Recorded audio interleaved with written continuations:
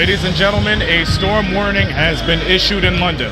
Well, the Island Storm, rather, because they're playing against the London Lightning right here at Budweiser Gardens as we welcome all of you to Knockstrom.tv. You know who we are, so let's just get right down to what's going on tonight. JP, we talked to Kyle Julius, London Lightning's head coach, a few minutes before warm-ups, and he expects a really big heavyweight battle in the backcourt.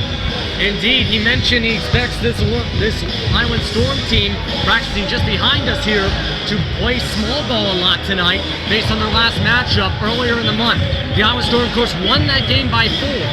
And of course, they have countered with that, starting 3 forwards tonight with Anderson, with Williamson, as well as inserting into this lineup as well Kyle Johnson. So 3 forwards countering with the small ball lineup of Carson, of Baines, Thomas, Richter, and Akeem Ellis. Tonight, it'll be interesting to see how things match up, whether it's the size, whether it's the speed, and whether it's the offense. You guys doing a great job. You guys doing a great job. Great job, guys. Thank you. You see that? This is the attitude we're talking about. We're in for a storm warning. It just went right through us like lightning in a bottle. There he is there.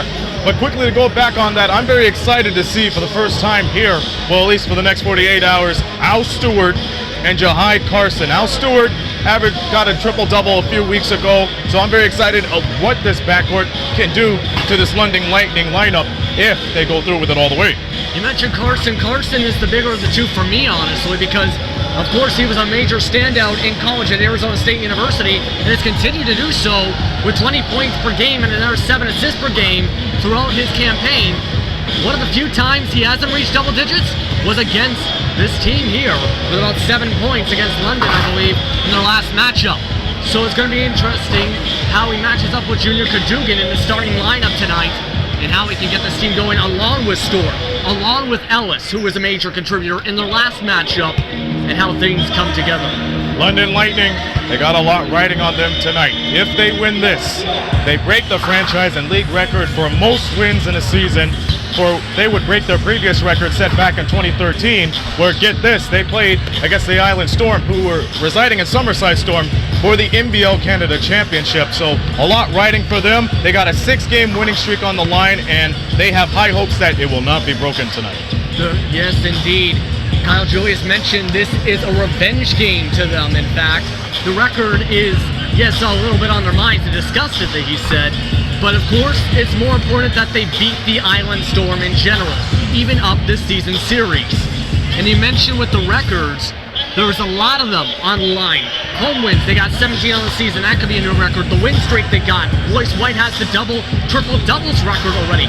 Points per game of 14.9. They're 2 points away from the total points record. Franchise records. Kyle Johnson already set the single game record. Doug Herring Jr. the assist record. Doug Herring could also break the assist per game record for the team. Assist total record for Royce White. Steals total for Ryan Anderson. Triple doubles, of course, mentioned.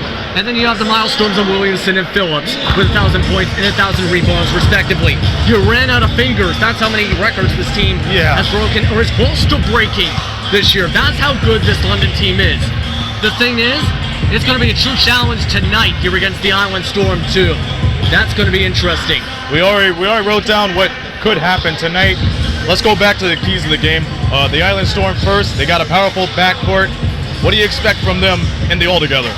With the Island Storm, you mentioned, I expect them, like I mentioned, to have some of the small ball play. Try and get London to stretch their defense, manipulate the differences in size when they can have them, and go around their forwards, because if they can do that, they're going to have a good shot offensively. As well, they got to be able to keep up with the three-pointer. London, of course, leads the league in three-point percentage. That is one of the main goals London has tonight, is to blaze them from three-point range along with the small ball game. So it's going to be a matter of keeping up with that as well, playing good defense and having good ball control. And what else does the London Lightning have to do to avenge the loss they had a few weeks ago and be successful in this, what they call a revenge game? Play with a spark, because I was talking with Chris Croucher, the color commentator for our London Lightning broadcast before today's pregame show. He explained that he felt they didn't have a spark there. We didn't see the real Island Storm.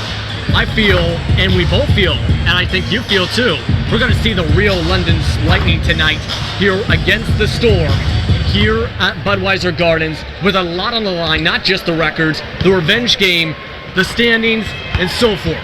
If you're this team, you're going to be fighting hard to get this W tonight. And like we said at the top, beware for a storm warning, prepare for lightning in the bottle, because that's what you're going to expect tonight. We're the only game in town here, folks, as we mentioned so many times over the year, but this is very crucial. Island Storm trying to capture a great playoff spot as best as they can. London Lightning trying to capture history. We're going to see one of those two happen tonight. Island Storm, London Lightning. John, Ben Howley, and Chris Croucher on the call. We'll see you folks at the Knoxstrom halftime. You know where and when, but now let's stand by for the anthem and starters right here on Knoxstrom.tv.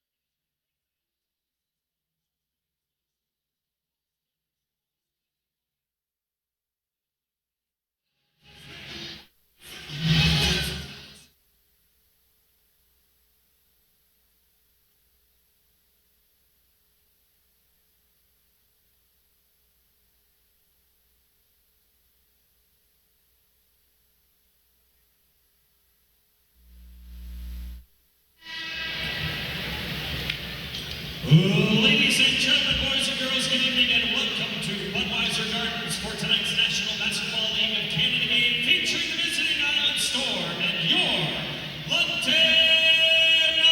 Lightning.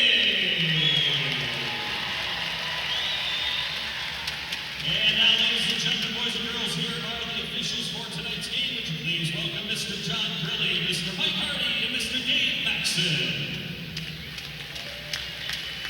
And now, ladies and gentlemen, boys and girls, we would ask that you please rise and remove your hats for the singing of the Canadian National Anthem to be performed by Ms. Laura Kenyon.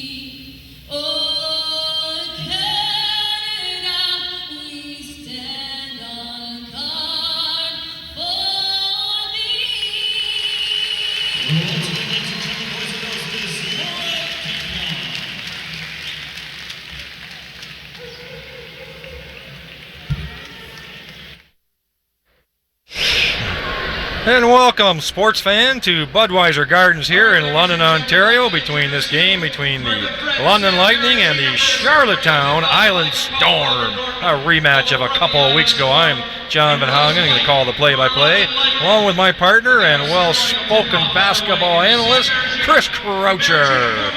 Thank you, John. That's a heck of an intro right There you go. I thought I had to make up for last week when I said Justin was my favorite. You Well, know. I don't know if anyone can see it, but I'm blushing right now. Are you It's really? Real Oh, embarrassing. well, So we're doing some ceremonial tip-offs in the center court. General Dynamics sponsoring the Upper Bowl. The Upper Bowl's got lots of fans up here, thanks to General Dynamics giveaways for the tickets tonight, which makes for a good atmosphere here downtown London on a beautiful sunny afternoon. I'm hoping to play golf tomorrow. I don't know about you. Fingers But crossed. tonight is basketball. Nobody on the court's thinking golf yet. So we got some starting lineups being called.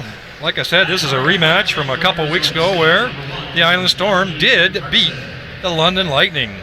So Jahai Carson, one of the starters, Terrell Baines, Terry Thomas, Al Richter, and of course Akeem Ellis, the big gun from last game. You know, it should be interesting watching Akeem Ellis in this game. He has a history as a guy who's really burned the London Lightning, both with the Island Storm in that one game they've only played. But in his history with the Brampton A's, he really gave London fits back in the day, and we'll see if he can continue to do that in a new setting, but somewhat familiar playing here in Budweiser Gardens. Yes, Al Stewart, a former member here in London Lightning, of course, so we expect to have him have a big impact tonight. Dynamic duo, really, for the Island Storm. You know, it's interesting, we talked about before the game, that 2014-15 playoff series between the London Lightning and the Brampton A's.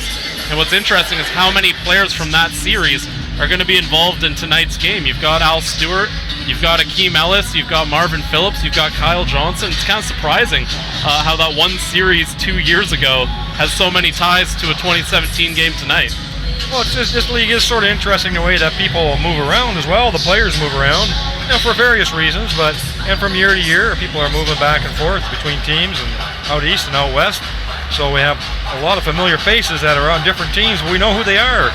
And I'm looking tonight at the Island Storm, Sammy Zielinski, familiar name, and of course Mike Allison, who were formerly on the Niagara River Lions. So Zaglinski, not exactly a new face for the Island Storm. He played there before going to Niagara, so a bit of a homecoming for the point guard.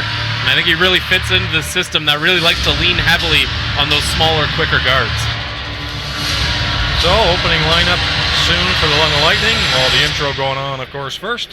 And the starters for the Lightning tonight will be Johnson, Kyle, that is Junior Cadogan.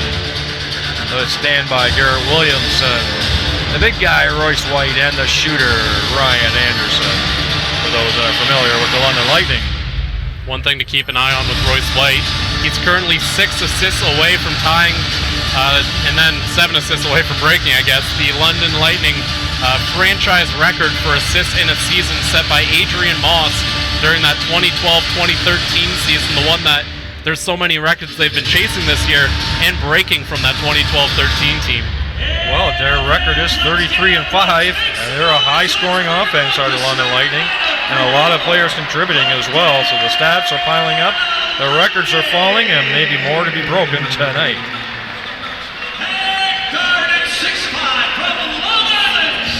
So this is the second last regular season game for London Lightning. They finish up their season on Sunday here at home as well, and then on to the playoffs they go, and they're going to have home court advantage throughout the playoffs based on, of course, their outstanding record.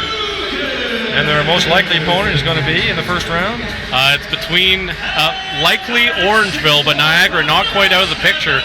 And in fact, depending on how things shake out by the time we get to Sunday, it could be Orangeville on Sunday playing for their playoff lives if Niagara can keep the current hot streak that they've had going. So it's interesting with London, you know, in the playoffs pretty dang safely.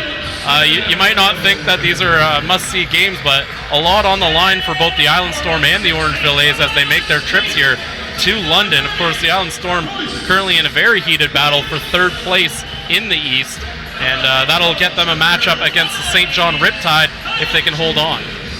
Yeah, so the last, I would say, 3 weeks probably, we know London's been safely in the playoffs and ensconced in first place in the West and now safely overall. But what we have seen is really no let-up in the intensity from the London Lightning, from player 1 down to player 12. And I think a lot of it is generated because the opposing team, first of all, is coming in to London and they want to beat this franchise. They want to beat this league leaders. Everybody gets up for London Lightning this year with their record. But also a lot of those teams are still fighting for a playoff spot, so they're bringing intensity, and London rises to the occasion and matches it. You know, there's a little bit of extra heat in this one. London, of course, lost when they went out east and played the Island Storm. And things didn't go exactly how they wanted during that game. So you know London's coming into this one with a little bit of revenge on the mind. And they don't want to have to think of all the great things they've done this season. You don't want to leave that little question mark of going 0-2 to the Island Storm on your season. You want to even up that season series and make sure there was no doubt that when people look back on this season, there's no doubt you were the best team in the league. And that's what London's going to want to come and do here tonight, just to sort of, it's a pride game. There's nothing in the standings for London, but there's very much a lot of pride on the line in this one. Well, I'm looking for Al Stewart down on the court there anywhere. Just trying to see if I see him on the bench as well. Not in the starting lineup. See Al Richter on the floor. I love those orange uniforms, by the way. Of course, They really pop. orange is my favorite color anyway, being Dutch, but they really do look sharp. And London in their home whites tonight. Home whites with the black trim. Those fans that are watching out there. So Terry Thomas is number 13 if you're looking on the court. Terrell Baines, number 11 for the Storm. Number 15 is Al Richter. Number 24, the aforementioned Hakeem Ellis. Let's see who the last player is there. That's number 1, Jahai Carson. So, the Storm's first possession. I think there's lots of play on the names tonight between the Storm and Lightning that I heard off the top of the show. I think we have to be maybe a little careful that we don't get too pun-related here. Alley-oop inside. Well guarded by Ryan Anderson. Kyle Johnson with the ball with Junior Cadogan, the starting 2-point guards for the London Lightning. Ryan Anderson, of course, if you're looking at number 44, he is the top 3-point shooter in the league on the London team. And the big guy inside, who's been so hard to handle. Nice, lovely pass to the cutter, Garrett Williamson, who got his position, cutting the lane. But again, a lovely look again by Royce White, number 30 on the floor if you're looking on the telecast. And that was a really savvy cut there from Garrett Williamson. He kind of went against the flow of the play to get into the lane there, and really set himself up nicely to receive that pass and send himself to the line. And a big cheer goes out for the first point of the game, and all the fans can sit down. They were all standing for that first basket or point. You know, the thing with London, the way they've been scoring, they usually don't have to stand for long. This has been a very high-scoring team. That's so true. I think I heard 114 is what they're averaging, almost 115 points a game. Again, that would be a record if they're able to hold on to that through the end of the year. So high screen being set up here. We're trying to see what kind of offense Storm are trying to run here. I know talking to the coach, Kyle Julius, long 3-point shot. Shot clock was down, an offensive board. Fadeaway jumper, my favorite kind of shot by Terry Thomas. The number 3 scorer in the league, by the way. Yes, him and Jahai Carson have been just lighting it up, and Thomas, a very good mid-range shooter. He's kind of I don't want to say a dying breed, but he's something you don't really see too much of, which is guys who play that mid-range game because, you know, it's so analytic-driven now that you're supposed to be going for the 3, but Terry Thomas just puts in work, gets his points, and I don't think anyone's complaining about it. Foul on the floor. I think Royce White in the push-off on the offensive follow-up by the Storm that time, so his first foul. And we'll have to see how that plays out in the playoffs for Royce White. He has been close to 5 fouls on average for the season. Nice outside shot. That's Al Richter if you're looking for his name and number. Anderson driving to the hoop. He can do that as well as anyone else. As well as a 3-point threat. You got to guard him on the outside, and he beats you off the dribble.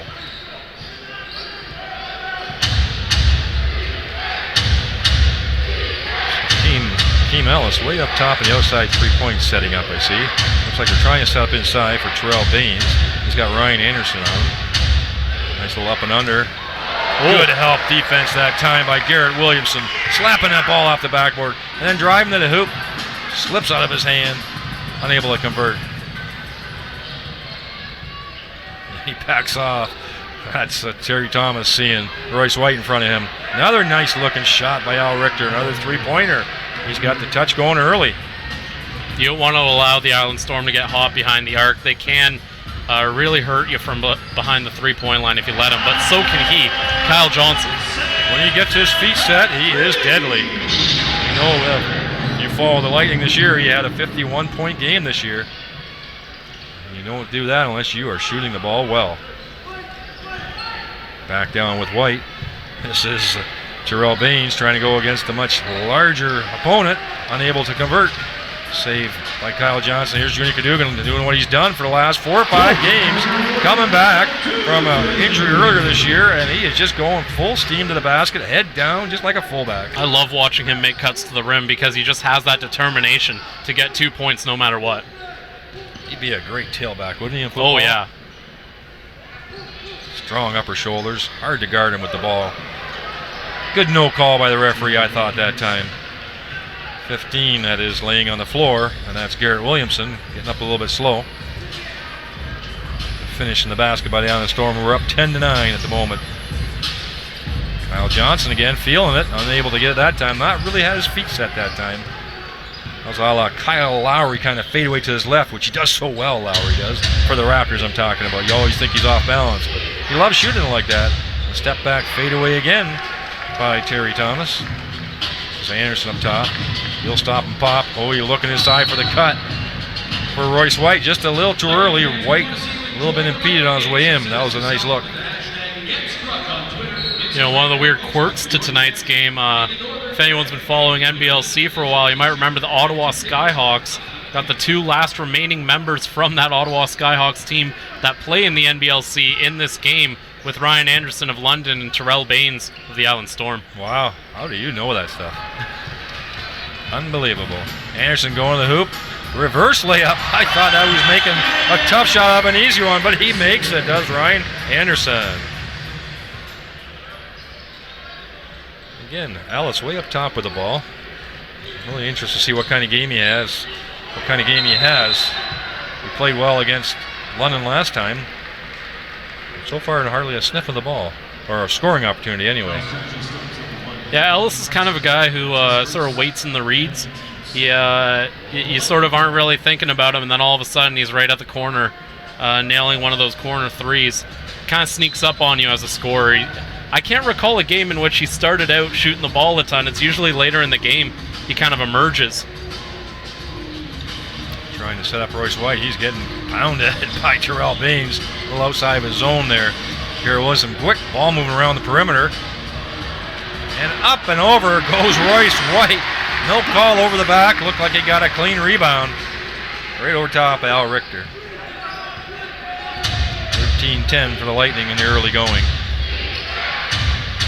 So talking to the coach, Kyle Julius that is, from London, he did want to have more of a pace to the game. Not as in scrambly or fast breaking all the time, but he just wanted to be able to control the pace to what he wanted it to be. He felt that one of the strengths of the Island Storm with their guards is running it up and down the floor, and he didn't want to get caught up in that. I think that's part of the reason he went Williamson, Johnson, and Anderson in the lineups, to get those wings to just sort of spread their arms and prevent any sort of cuts from those speedy guards. Ball slapped out of White's hand that time underneath. Nice little post move, but better defense. He had the mismatch against number 1, Jahai Carson, but he slapped the ball out of his hands there. Still London ball, 14 seconds left on the shot clock. Williamson with the ball, guarded by Ellis. Out to Kyle Johnson with that big screen from Royce White. He looks him off, and he gets the soft jumper. I think that was his second option. He was looking for White to roll, and it wasn't there.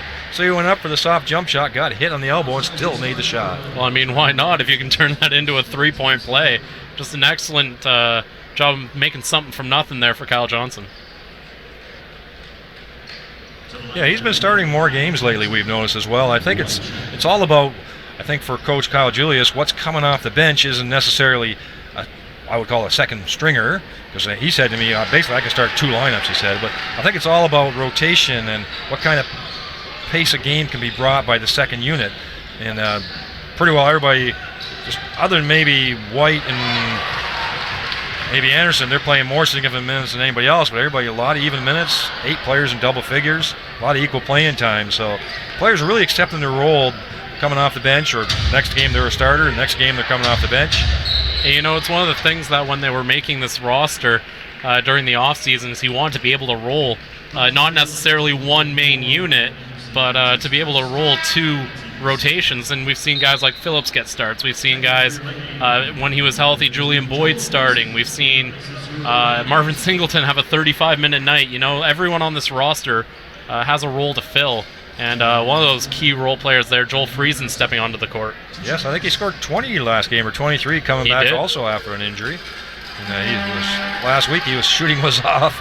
We knew that, but he was getting back into the swing of it, and he's the second best 3-point shooter on the London Lightning, which is saying something, because they take a lot of threes. And we talked about how Joel Friesen's injury. Kyle Johnson was kind of in the same boat. He had that 51 game and then got hurt almost the very next game. And he's been working himself back in, and he's been a very key part of this bench too, and starting lineup. I don't know if you can even call them bench players. No, that's why I say it's a very unique situation here in London, because you may start for 2 or 3 games and another fade away. I thought a foul call, but Johnson is feeling it tonight. That's Kyle I'm talking about. But on that theme, really, he can roll 8, 9, 10 players on the starting lineup anytime he wants. Good defense that time by Johnson as well, doing it on the other end, really hanging in against Terry Thomas, a bigger player.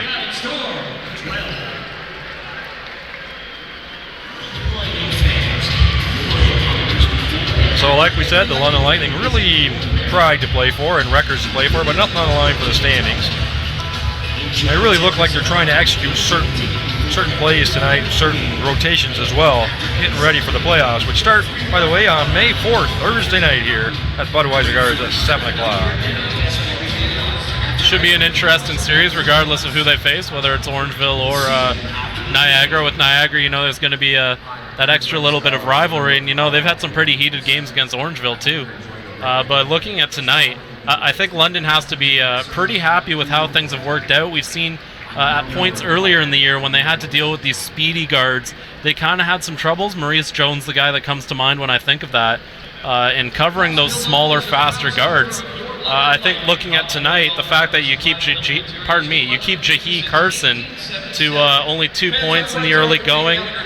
We haven't seen a lot from too many of the other guys, but Jahi Carson's the guy I thought would be difficult for them to cover, and he's been doing a good job here tonight. London have been using their length on the wings, and I think Junior Cadogan, the guy who's had the main job of covering Carson, has done a great job keeping up. Yeah, that has been, we've seen that over the course of the season. The really fast, small guards from the other teams do give London trouble. And but on the other hand, there's a flip to that. Small ones have a tough time guarding the London guards, who are mobile, a bit bigger, good post game, almost all of them, and almost all of them can shoot threes. So, you know, I don't even know if we can say that they're having trouble with those smaller guys anymore, because Maurice Jones only 10 points the last time he was here. Jahi Carson, we've got plenty of time, but Jahi Carson 2 points. So we'll see as this game goes on. Whether that's something that they've actually got, like a lineup that'll work for them against those smaller, faster guys, or if there's something they need to keep working on. A couple substitutions on both sides. That's Allison stepping out of bounds, which we've seen many visiting teams do here. If you've been watching regularly this year, bit of a thin sideline, and a lot of teams seem to be missing that they're stepping out of bounds when they're so close to it. Just gotta stay on your tippy toes. Don't let those heels drop. Yeah, that's right. Just Friesen with the ball, looking for the roll for White, unable to do it. Allison trying to keep White out from inside the post, and a nice pick and roll between Williamson and Royce White for the slam. You know what was really special about that play was the way White was moving the ball while making his steps to the rim, avoiding the steal, protecting it. It was a really nice job getting to the rim there by Royce White. Good help defense that time. He's got a quicker guy. Here's the fadeaway again, and White's right in his face. Allison tries to get underneath, and Friesen cuts it off. Kyle Johnson coming to the ball. Doug Herring, one of the substitutes in for London. Friesen with the hesitation dribble. That ball should be off of the Storm. had nowhere to go, up in the air and nowhere to go. You know, if you'd looked to that corner, he actually had Williamson open there. We've seen him make some crazy shots that way, though. I'm not saying he shouldn't have gone up. I'm just saying Williamson was there. But freezing a guy on those cuts to the rim, we've seen him get, you know, sent flying and still able to make that shot. Well, I see Stewart's in the game now, number 10, if you're looking for his number on the orange team. Got the ball in his hand. He's a terrific scorer as well. Great passer, too. Recently became the second player in NBL Canada history to record 1,000 assists in his NBL career. It's amazing. I don't think the ball should have gone underneath that time. He was double teamed by bigger players as White with the Euro step, I call it.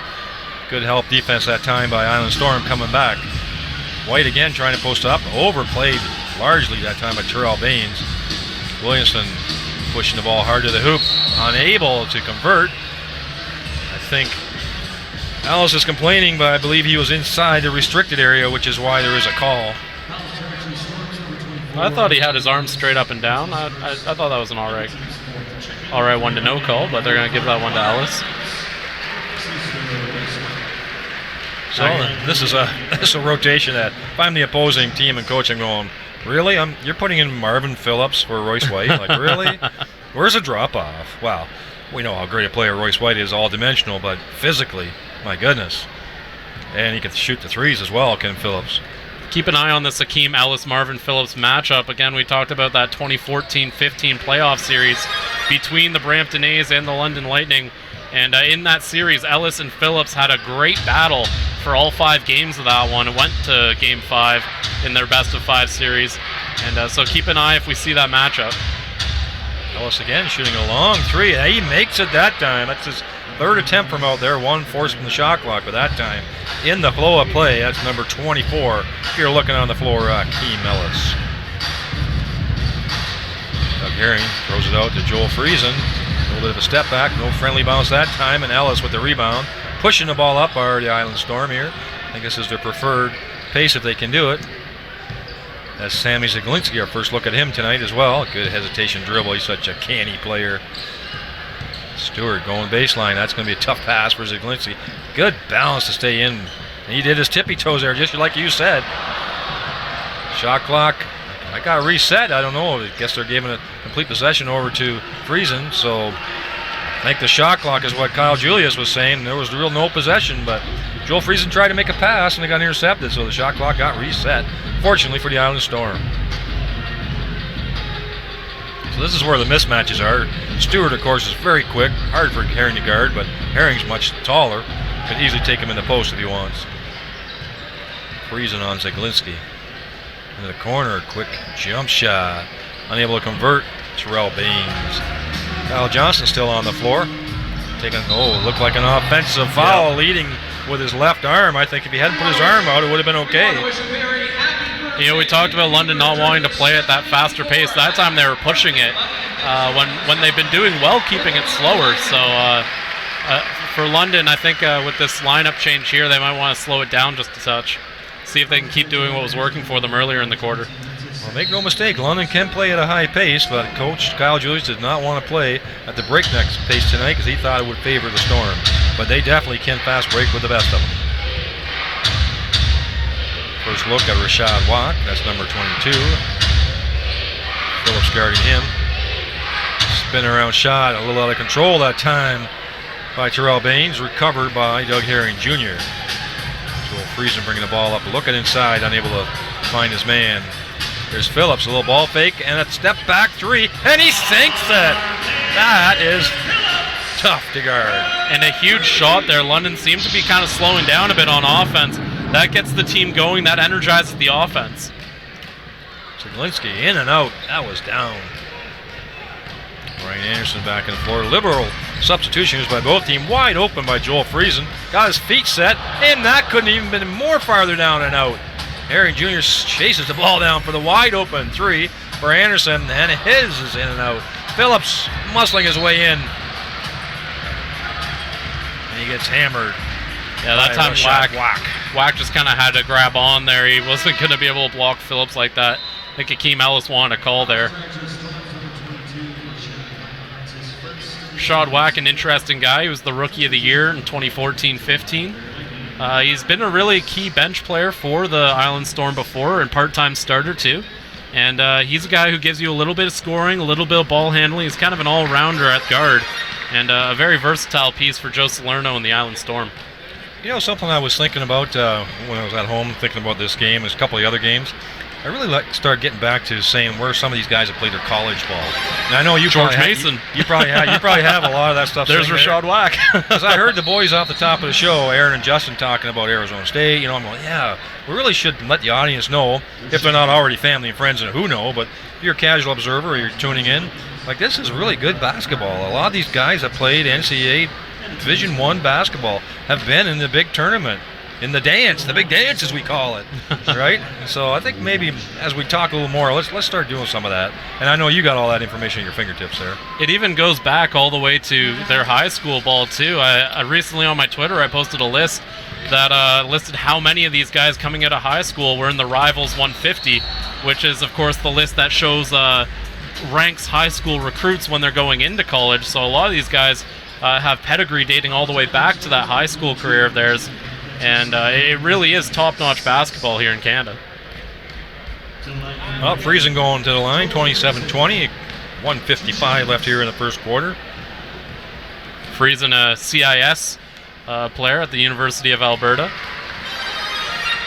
I'm going to just, slide them in as much as possible No, now. that's good. I think we should. You know, as the play's going on, and you're talking about certain players, slide it in there.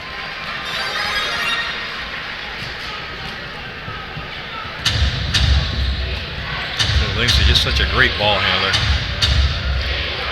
Our first look at Brad States. He's on there. It's number 7, driving the hoop. Oh, great help defense by Phillips on that drive by Stewart. Phillips again with a step back. He's feeling it. I think that's a little strong that time. And States does a good box out that time. And here's a fast break. A little fake out there by Friesen. That's Terrell Baines making the reverse.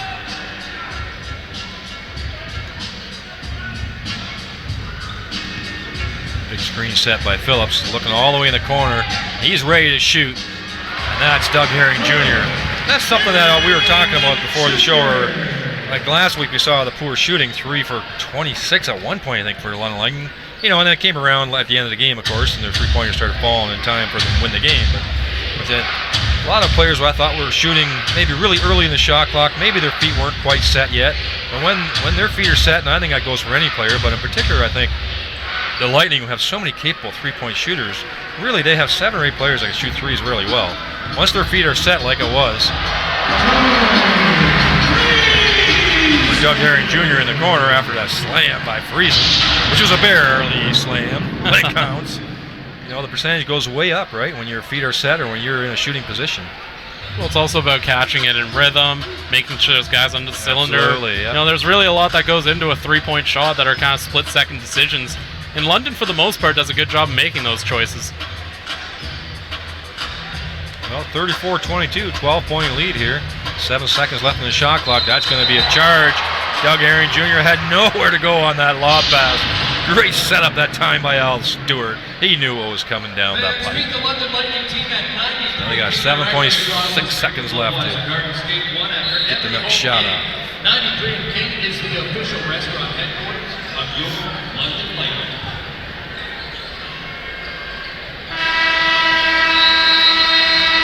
So, 34-22 ends up with the first quarter. Bit of a run there for 3 or 4 minutes for London Lightning. Lots of substitutions. Intensity level not quite there yet, I don't think, but it's Not quite coming. to the level we've seen from we've seen some other games. more heated rivals in the Central. Absolutely. And of course, the East Coast teams, they're only here once, right? So this is our first look for the Island Storm this year in the Budweiser Gardens. And of course, we have a beautiful facility here at the Budweiser. Really lucked out with this facility and the great ownership, of course, with Vito Frisia. But yeah, it's fun to be here, and the kids are having a great time. Look at them all out on the floor there. I would say, I'm going to say dozens, maybe hundreds, but dozens for sure. School night, no less. What's going on Tuesday night? Lucky kids. Yeah, exactly. That's what I say. good parenting there. That's what I'm saying.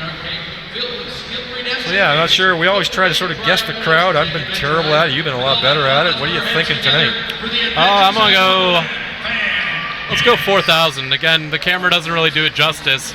You can't really see just how full this upper bowl really is. Well, I'm looking across from me. That side is totally full, and we look side to side here. It looks totally full. Yeah. The ends are not full, of course, but that's a lot of people already. This building holds 9,000 for the London Knights. Sold out every night, by the way. Could be pushing 5,000 if we're being honest. They really do. You don't realize how many people are in that upper bowl until you see that attendance count. You know, one of the things that coming into this game we kept an eye on, and so far hurt the Island Storm. The Island Storm 10th in the league in rebound margin. One of the worst rebound actually literally the worst rebound margin in NBL Canada. And it's really hurt them in this game. London out-rebounding them 16-9 in this game. And, you know, that's a lot of extra opportunities. That's a lot of extra shots that you're going to give to one of the best shooting teams in the league. And really not a whole lot of the other stats are very different other than that rebounding stat. So for the Island Storm, they're playing a good game. But if they were able to hit the boards better, it might be a little bit closer. You also look at points in the paint, 14 for the Lightning, 8 for the Island Storm. And we haven't seen a lot of scoring coming off the bench yet for the Island Storm. So we'll see if they're just saving that depth for later, or if they're going to be able to roll a full lineup against the Lightning. All but one player have actually been on the floor for the Island Storm. We just haven't actually seen too much production from those guys coming off of the bench. Okay, start of the second quarter, 34-22. London ball at the half.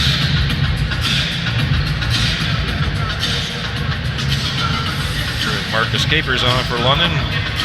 First look at him, Royce White back on the floor, and Ryan Anderson, along with Joel Friesen, looking for the early shot. Bounce pass, right off the bounce, and oh, that's a beautiful little play.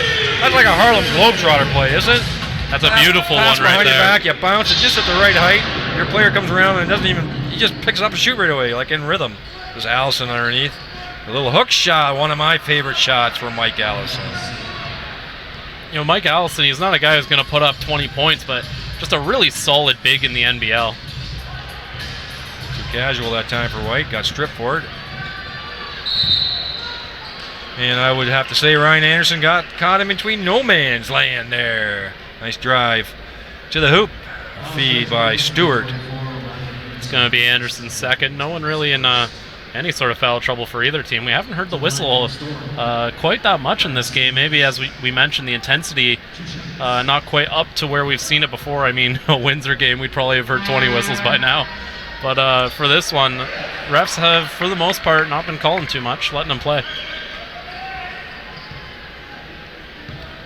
Well, I think both teams, well, of course, Charlotte, Town Island Storm still fighting for third place. Lightning, I think, are fighting to make sure nobody gets hurt. And would be one of my primary things, but I think they're trying to just make this a well-oiled machine is what they're looking for in the last two games of the season. That call right there, jump ball, arrow pointing for the Island Storm. That's why they're going to get the ball here. Allison up top, looking for somebody. He's hounded by Royce White. Great defense by White. Nearly, that is going to be an over and back. As soon as he touches it, he can let the clock run out. They're the ones that's behind the score, so it's only going to hurt them. 37-24, the London ball down at the end. That's all because of the pressure Royce White puts on. Way up top. Well, he's got such a long wingspan that even if you try to put it over his head, he can just reach up and still affect the ball.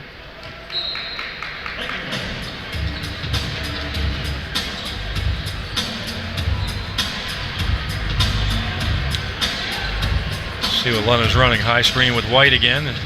Into the corner. And Doug Herring Jr., he's set for that shot. Unable to convert, but weak side rebound by Royce White. Looking for his teammates, and Joel Friesen in and out again. That's the second one in and out for him. Zaglinski bringing the ball up for the Storm. Dribbles into trouble, cashes it back out, and nice dribble penetration. Stayed with him, did Joel Friesen there, but that's Terry Thomas with a terrific drive to the hoop. Almost looks like a Kevin Durant there, didn't he? Mm-hmm. Just Capers with the ball. The State's on him. State stuck with him. Good defense. Capers sort of dribbled himself right into trouble there. Never got his feet set. He likes that jump shot, doesn't he? Terry Thomas, very comfortable with it. Didn't make it that time, but he can get a shot off anytime he wants, it looks like. There's Royce White just up and under. Physically puts it over top of Allison. He wanted the call, but he didn't get it. No one really just able to match the power of Royce White right now.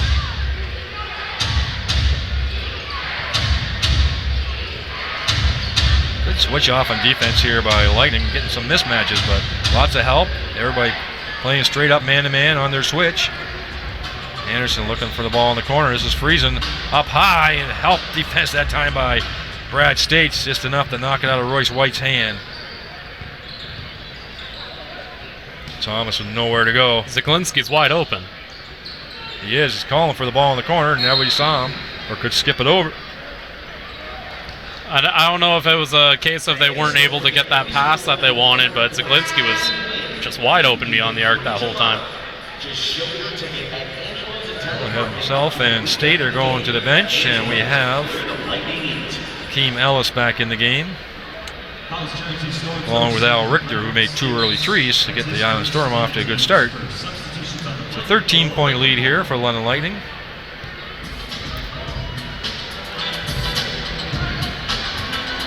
Doug Herring Jr.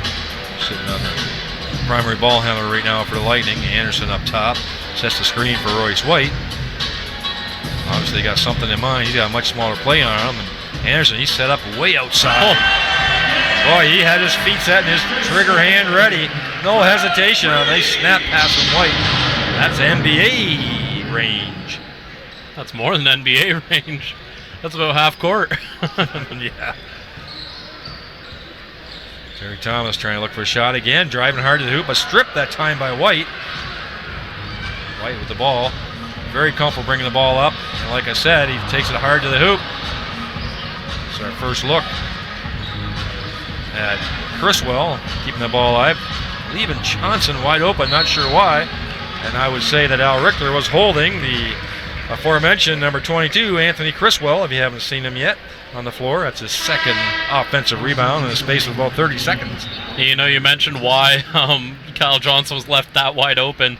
The Storm kind of got caught in a pick your poison situation because the defender left Kyle Johnson to go cover Ryan Anderson. I mean, who had just made that three, I guess. You don't really want to leave either of them open.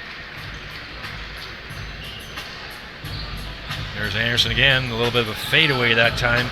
The ball fortuitously bounces to Kyle Johnson. I think Island need a timeout here is right. That's almost a 20-point lead, 18-point lead here. That proverbial elastic band of 20 points, which I always talk about, that's always so hard to dig yourself back out of. You may do a few runs at it and cut it down to 8 or 10, but then you're back to 14 or 16, and you do that 3 or 4 times in the game, and you are out of energy. So, good call, timeout here for the Island Storm. Heading in the second part of the second quarter, down by 18. So really the only person getting their shot off that I see on a consistent basis is Terry Thomas. He's probably the leading scorer, I would think, at the moment for them. Currently it's still Al Richter at 6 points. He got that quite early in the game and is still holding on to that. I have a feeling that Thomas had a few points there, but I guess they were 2-pointers, so the Storm really struggling with their offense tonight. Kyle Johnson leading the way for the London Lightning, 4 of 8 shooting, 11 points leading the way for the Lightning. Rebounding, Ryan Anderson with 4 rebounds. He's really stepped up the boards. Ryan Anderson has. Not that he was ever a bad rebounder, but he's been leading the Lightning for the past couple of games, I would think, with rebounding right now. Well, he's certainly got the size and the quickness to get in there. And he's got those long arms, too. He just got plucked the ball out of the air. And quite often he's coming from an outside or an opposite position, right? So a lot of weak side rebounds available. And again, I never meant to imply that he was a bad rebounder, but it just seems the recent stretches of really good numbers for him, it looks like, right?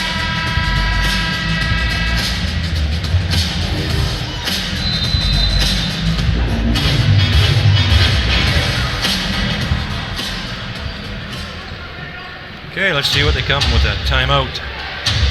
Jahi Carson back in the ballgame, and a free open run to the basket that time. What a defensive breakdown that time. And Terrell Baines with the slam. Doug Herring Jr. back on the floor. Phillips with the big screen. Looking for him underneath. That's what I thought they were going to swing it to. He's got the size advantage underneath. Will he take advantage of it? A bit of a fadeaway that time. Wow, terrific offensive board by Kyle Johnson. He's really dialed into this game. He's been playing pretty great basketball here for the Lightning tonight. He's certainly got some hops tonight. Long three-point at time by Akeem Ellis. He likes it from out there, but he's been successful on one so far. He's battling with Criswell at the moment. Taller player on. And for Phillips, a little bit of ball fake and a terrific pass. And a good recovery that time for Herring Jr. for Johnson underneath. Nearly a steal by Johnson that time. Here the Islander pushing it. This is a quick three, and he still got it. Al Richter, he is 3 for 3 from the three. Or correct me if I'm wrong, but I don't think he's missed one. So. He is 3 for 3, you're correct. There you go. 9 points. You're the one looking at stats. I'm looking at the floor. You the numbers guy. Criswell, big power bounce. A little too strong off the back of the rim. That was a good move. Akeem Ellis trying to dribble penetrate, and somebody's beer got spilled. The young fellas. Anderson gives him the fist pump. I'm sorry, buddy. I'll buy you one after the game, maybe. It's what the risk you get when you're at the court side there. Is, nothing sadder than seeing a beer spill on the court. That could have been a very happy beer for someone, and now it'll never be. I'm not that sentimental about beer, sorry.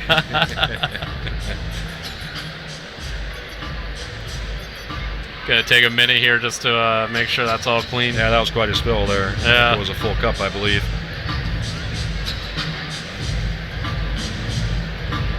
So that'll be the Storm ball on that deflection by Phillips. 15-point game.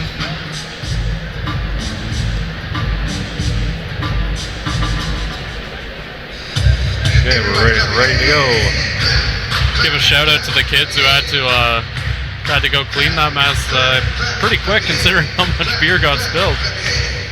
Baines up front. Al Richter, he steps around the screen and he makes his 4th one in this half already. Just keep giving him the ball. Man, he is just drilling well, everything. That time he just did it on the half dribble around the screen. Not even off a set shot. That's a terrific play, and even a better defensive play by Baines on Criswell. Getting himself into trouble is there. It's Terry Thomas, but he gets out of it. Akeem Ellis up top with Phillips on him. And I think Kyle Johnson and Phillips are sticking a little closer to Richter this time. They're the ones victimized last time on that screen. And again, the long, unable to convert layup by Thomas, but he is able to get to the rim. Just hasn't been able to convert. And that time, Doug Herring Jr. going up strong, protecting himself, unable to convert, but he was going to the hoop. Yeah, I think it was a bit of a miscommunication between the two Island Storm defenders. Both of them went after the guy who's chasing the corner three there and left the lane wide open for Herring Jr. to make a cut. Akeem Ellis forced to try and recover there, but he didn't have time to get over. So like I said, lots of quick substitutions. Feel like it's almost like a hockey game here, Jumping over the bench, on the fly. So many substitutions. But it's totally understandable at this point of the year. So White back in the game with Williamson. And got Doug Herring Jr., Ryan Anderson, and Kyle Johnson. We have Al Richter and Terry Thomas, Akeem Ellis, along with Jahi Carson. And who was the other one? That Baines down in the corner there? I believe so. For the Storm. And he converts. 13-point lead. That goes Al Richter for his 2 threes lately to get the Island back in away from the 20 points, down to 13 when they're possession. God, just keep giving him the ball here, don't you? He's 4 for 4 on the night. He's only taken threes, so he's made them all. Al Johnson sticking with him. This nice little roll that time. A little too strong. Williamson trying to hold his position, but he's inside the restricted area as the ref is pointing out quite clearly to him. Foul starts Olympics number 15, Garrett Williamson. That's his first. And the team. It's only Garrett Williamson's first. Again, really not a lot of foul calls in this game. That's only London's 7th in the game. Island Storm with 9.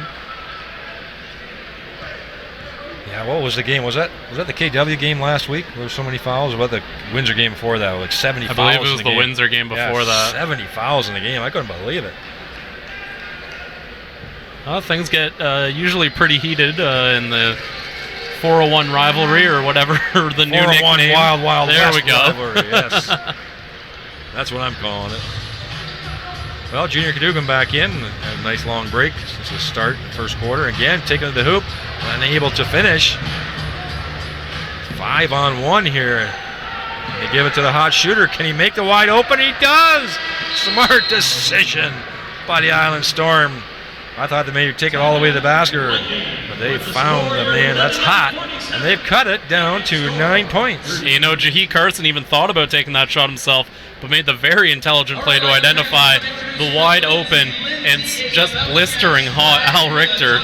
He's 5 for 5 from beyond the arc now, 15 points. That's a heck of an effort right there, and he's really the only guy who's got much going on the scoreboard for the Island Storm. You've got Terrell Baines with 7 points, but after Richter and Baines, no player has more than 4 in this game. Leading scorer for London, Kyle Johnson, 13 points on 5 of 10 shooting. Got a couple of players at 7, Joel Friesen, Ryan Anderson. Anderson's also got 5 rebounds. Jahi Carson, a great passing night for him, 7 assists already in the game. If you had Jahi Carson's number 4 in scoring in the league as well, right? Yes, he is. Yes, so great combination there, passing and scoring.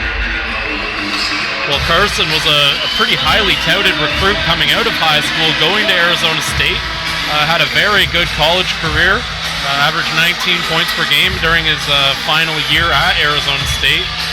Played in Turkey for a bit, and then came to NBL Canada, and has just established himself as one of the better point guards in the league. Is that the Arizona State Sun Devils? Is that who they are? Yes, the Sun Devils. Sun Devils, right? Yeah. Always thought that was a cool name. So. Whoa, over top of the back, almost a steal. Cadogan went hard to the hoop. Garrett Williams was so unselfish. That was a travel there by Johnson. Sort of moved his feet and didn't make the three. Nobody caught that one. We saw it up here, the shuffle foot. There's Jahi Carson with the ball, number 1. He's got White on him, the biggest player on the floor against the smallest. See what kind of mismatches there are all over the court here. And again, driving to the hoop. That time he's able to finish. Is Terry Thomas. I tell you, he's got the look of a Kevin Durant. Yeah, his jump shot doesn't look like it, but his drive to the hoop does. He's got that length, and he's able to just kind of jump from anywhere, and his arms kind of take it the rest of the way. Royce White, a nice play inside there. Strong hands that time. He almost got stolen. A little aggressive, though. We're aggressive that time on the double team with Royce White. Those are things I think he really needs to be careful of for in the playoffs, because those are costly fouls at the end of the game. You know, at the same time, though, whenever we've talked about Royce White, you know, before it was the turnovers, then it was the free throws. Every time we think we've got the game plan for beating Royce White, he fixes it.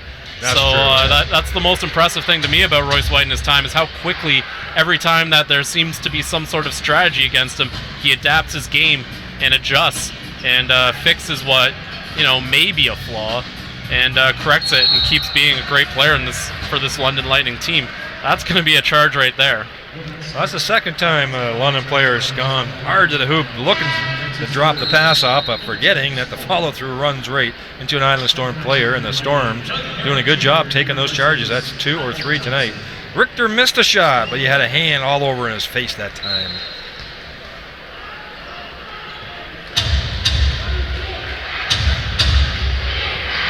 So 49-40, they've broken it down to 9 points here, and they have the possession here. Just under 4 minutes to go in the second quarter. A little hesitation step, and a fancy, I don't know what you call that. Drive to the hoop, alley-oop to himself, and in the basket it was. I'm talking Jahi Carson. Anderson with a quick trigger again. A little short that time. Royce White with a good pair of hands, keep it in play. He's looking. He's got a one-on-one there, but I think he's looking for somebody else. No, he's going to keep it in the key. Throws it outside to Junior Cadogan. Wasn't quite ready to shoot that time, but he's ready to drive to the hoop. Unable to convert. A lot of pressure from Akeem Ellis that time. Good defense. And Island pushing the ball here, and here again, go again with Jaheed Carson with a little stutter step. Floater in the air, draws a foul. It's going to be the first foul on Cadogan there. And don't look now. Island Storm slowly but surely crawling their way back into this game. Joe Salerno's going to call a timeout here. And I think it's because he knows he can get them closer with a nice run here. So he wants to make his adjustments and give them the opportunity to make that run. Yeah, you only get so many timeouts. Yeah, Miles will use them. They're down to 7 points here. Good little push by the Island Storm the last couple of minutes. The Island Storm, 5 of them have been made by Al Richter, but they're 6 of 13 from the three-point line, 46%. That hot shooting, a big reason why they were able to get back into this game and close that point gap. Otherwise, again, rebounds, the only real big difference between the two teams. 30 for London, 17 for the Island Storm. London, a whopping 11 offensive rebounds. That's 11 extra shots you're giving the London Lightning. Rebounds, looking like a pretty critical problem in this game for the Island Storm, but they're still coming back regardless. We'll see what they do in this next, I believe, 3 minutes or so to see what they can do to get back and maybe close that gap even further. Yeah, a lot of equal stats there other than the rebounds. Assists are pretty well the same. Turnovers, blocks, team fouls, all those things are pretty even. The rebounding has been a bit of a difference here. You're absolutely right. But the second chance points, 11 for London, 5 for the Island Storm. That's all those offensive rebounds you're giving up to London. That's They're right, getting all those second chances, and there's your gap right there from the 11 to 5. This could be a tighter game if it weren't for the extra rebounds you're giving London. Well, that has been their Achilles heel this year, has been the rebounding consistently on both ends for the Island Storm. Looking in the corners, that's Al Richter unable to get a shot off that time with Anderson all over him. He knows what three-point shooting is like. Jaheed Carson up top, and again, here we come with that look, a little dump off that time. That's going to be called a blocking foul. I think the London Lightning looking for some consistency off of that drop-off pass, but that's going to be called a blocking foul. And that is Junior Cadogan's. That'll be his second one. So one more foul will put Charlottetown into the bonus. That's the 16th foul for the London Lightning. So the shot clock at 14 seconds. Storm ball. Junior Cadogan going out. Friesen coming in.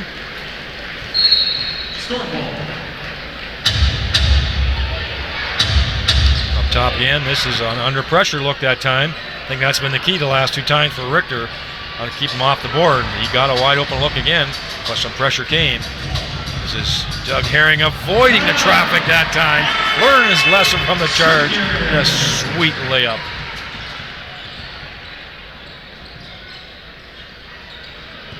Again, Thomas up top with that jump shot. He has not been too successful tonight for it. He's able to get it off, but hasn't converted very many. That time a little too unselfish by Ryan Anderson. Doug Herring Jr. not anticipating it. And here we go again with that layup, and he just weaves his way to the basket, does Terry Thomas. Back to a 7-point game. White inside.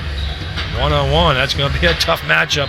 He does smack the ball out, does Terrell Baines, but you see he just gets bumped by White. He goes flying 3 feet, totally legal, just because of the strength. So here comes Alice again, a little more height maybe inside to help with White. I also think they're just giving Al Richter a break. He's been worked quite hard in this second quarter, especially after he was shooting the ball so well earlier in the game. But Terry Thomas, we talked about how he doesn't seem to have his shot going right now. 4 of 12 on the night. They're all layups, I think, all those 4.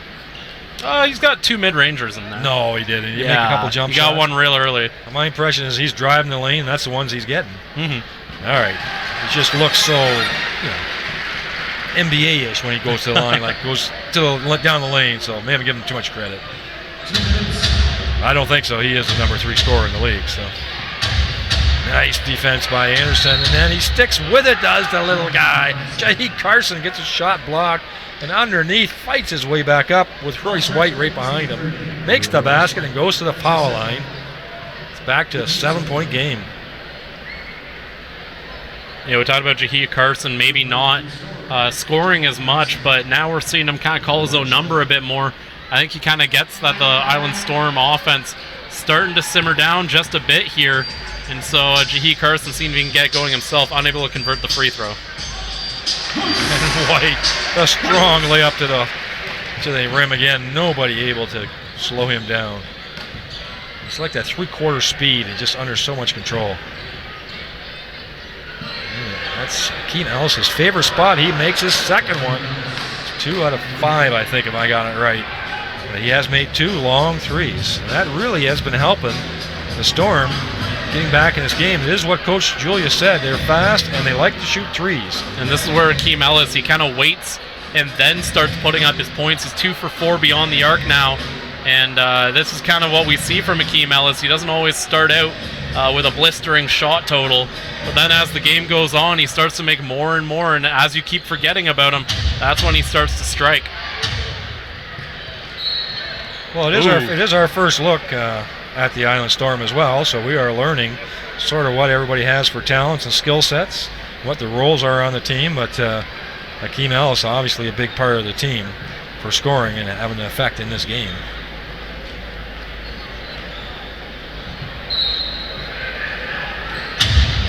Allison up top to Zaglinski. In the post they go. Will he do his hook shot again? He does, and it crawls over the front of the rim and in. A little hook shot. It's about the only shot you can get off Royce White sometimes. Delay game warning to the Storm. 4-point game. Well, this has become a little more intense. I like it. A little closer. Herring with the ball going to the hoop, looking for somebody to cut. The ball gets swung to Anderson, who has a wide open look, and he was set there for probably 5 seconds waiting for the ball to come swinging out, and Williamson gets the assist. There's a bolt of lightning we can hear off the PA. High arc on that one. Yes. Carson able to convert. It should be the last possession of the half. 7-point game. Will the Lightning convert? About 10 seconds left on the clock. See what gets set up here. A little bit late, down to 5 seconds. Bit of a silly foul that time by Jaheed Carson, but they have a foul to give. They're not in the bonus. Doug Herring Jr. trying to pretend that he shot the ball before he got fouled, but the ref would have nothing of it. Not the NBA. Worth a try, though. With the score, your London Lightning. Going to be a timeout for London. I imagine they want to draw up a play here. See if they can make that last shot. Well, I think it's not necessarily important that this possession gets converted, but I think he's setting up for end of game, end of half in the playoffs, right? You can see, let's call a play, see if we can make it work here. If it works, let's do it in the playoffs. 100%. And I also think it would be nice, looking at this game in particular, not that that's necessarily the goal, but I do think it would be nice for them to make a big shot here, go into the half with a little bit of buzz, get the crowd going a bit. Well, the crowd seems to be going pretty good right now. Well, I always see it, and I'm going to say it. I always see this example with San Antonio Spurs. I see Popovich do this over and over again. Like, why is he calling timeout? You're up by 20, or you're up by 10. You know, like you got 7 seconds left in the half. Like, what's the big deal? But he does it on purpose to put players under pressure in a non-threatening situation, which this is. So that when it gets tense, they're ready to go. Absolutely. You practice play, everybody knows the drill, so now we're going to use it when it really matters. So I've seen him call it over and over. And a lot of coaches do that, of course, too, but in particular, I think that is one of the reasons why the Spurs are so successful for such a long period of time. Execution. And for London, because they haven't found themselves in a ton of tight games, they haven't really been able to work this kind of a play as much as maybe they could have during the year, so they get a nice chance to try and set something up here, and we'll see what they come up with. So 5.2, ball at half. Williamson inbounding. Who are we looking for? Looking for Anderson, unable to convert. That's Capers. Good pressure that time. Quite a bit of time went off the shot clock there. 5.2 to 3.8. Not sure if that's quite correct. Yeah, I think we ball might have just had got a, deflected out. Nobody ever had possession. So they're going to move the clock back to 4.7 seconds. It's a good call, I think.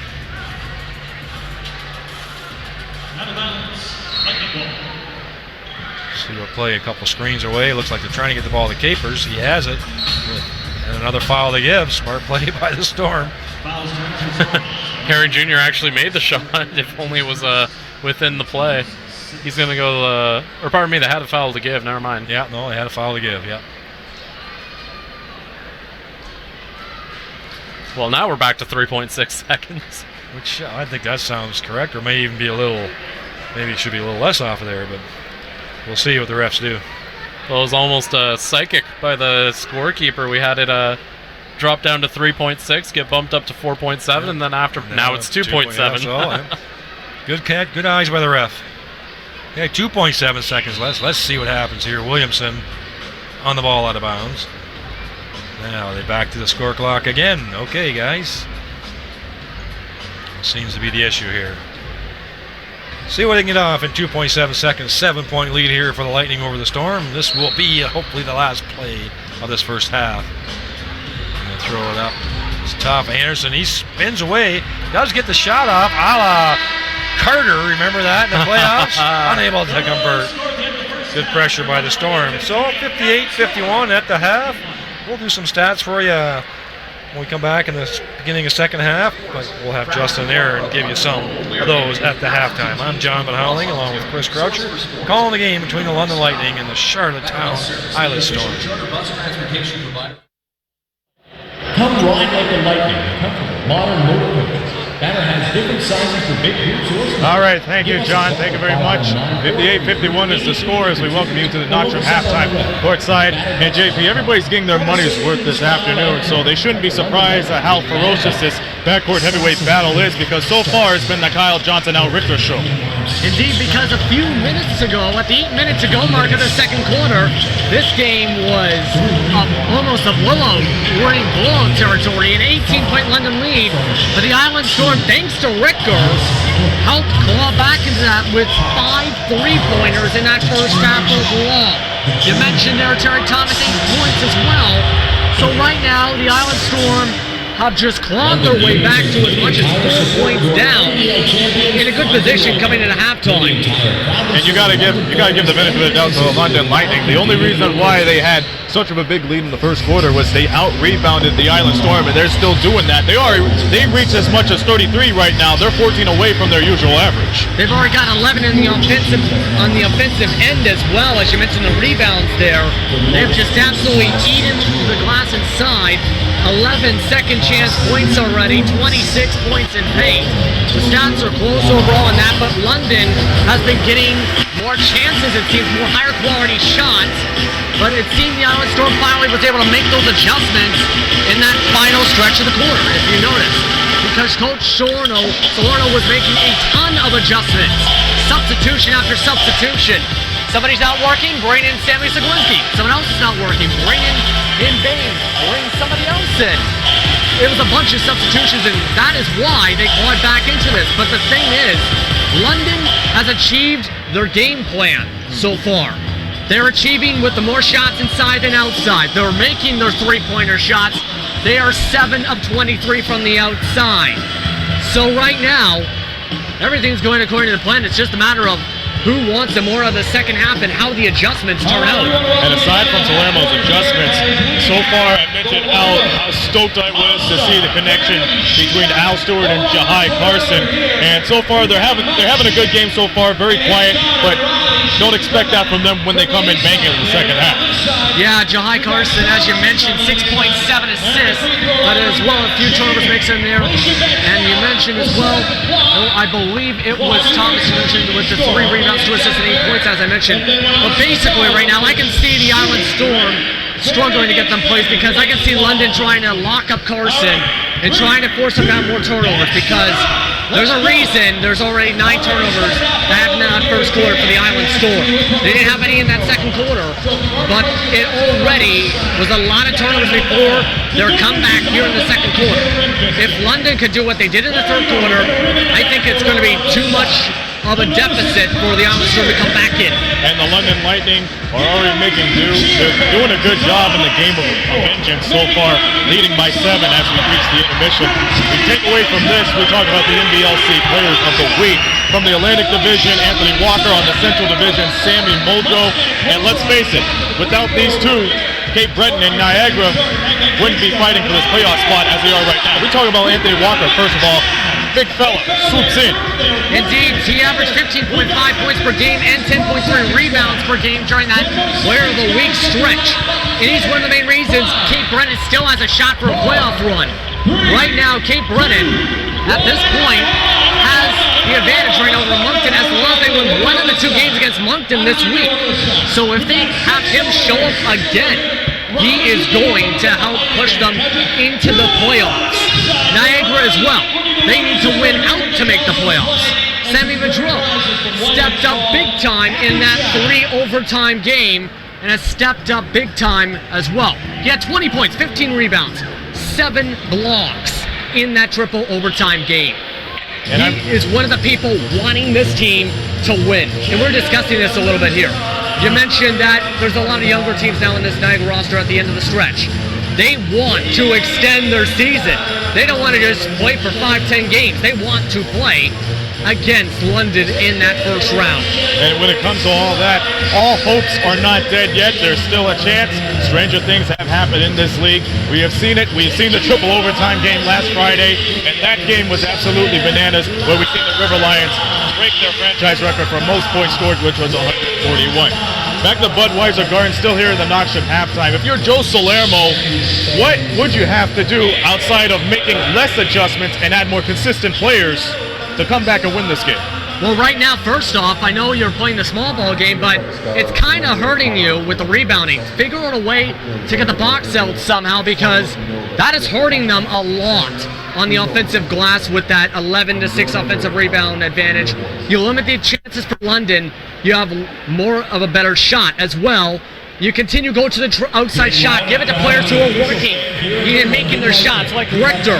He only missed his final 2 3-point shots. If you can keep him going and bring in another guy, for example, Thomas, or get Sammy Zaglinski going off the bench, I think they're in good shape offensively, and they can continue to claw their way back and win this game. It's just a matter of making those adjustments and getting them to work. And we've seen the London Lightning bleeding in their front court near the end of the first half. Do you stick to that and play an all-around game, or do you let the backcourt players do the work? Well, personally, like I mentioned in the pregame, they've been wanting to go for more inside and outside, and they've been doing that, as you've seen the first half. That being said, it was starting to not do as well at the end of near the end of the second quarter. I think you have to make some adjustments, try and figure out how are we going to make higher quality shots, how are we going to not miss more than 15, 20 shots from outside the arc, 15 to 18 shots outside the arc like they did, and look to go to the free throw line a little bit more, because that is helping them a lot in this game too. 11 to 13 is the 11 of 13 for the line. Only 4 of 8 for the Island Storm. That is helping them a lot with why they're in the lead by 7 right now. Keep that up and attract more fouls, get a few more players in foul trouble, because most of the players are having 2 fouls on the Island Storm right now. You're in a good shot. And the Lightning so far braving this storm, up by 7 at the break. We'll step aside for a moment. We'll see you folks at the second half with John and Chris on the call. We'll see you folks at the Knoxville post game immediately following the conclusion of this game. Once again, 58-51, London Lightning with the lead. We'll step aside for this timeout.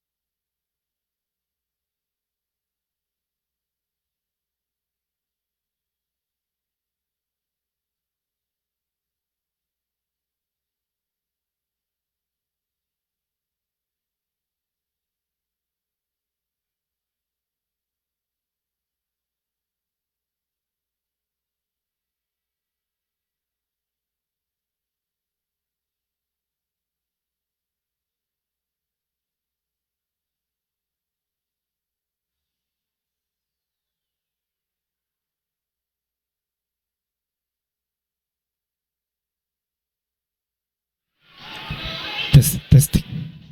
Test.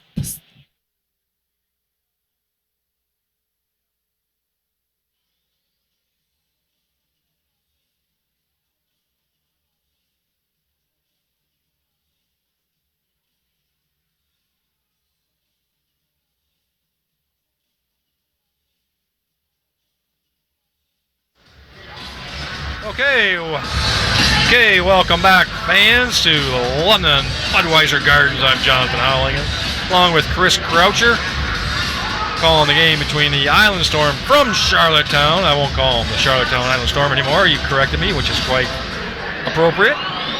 So, from Charlottetown, the Island Storm, formerly the Summerside Storm, I believe, right? Correct. And the London Lightning. We have a 7-point game. Start of the second half. A couple tails of the tapes, or what? Well, we're looking at the rebounds still. Again, a big issue for the Island Storm. 34-21 advantage for the London Lightning. And Jahi Carson is actually the leading rebounder for the Island Storm in this game. I saw that.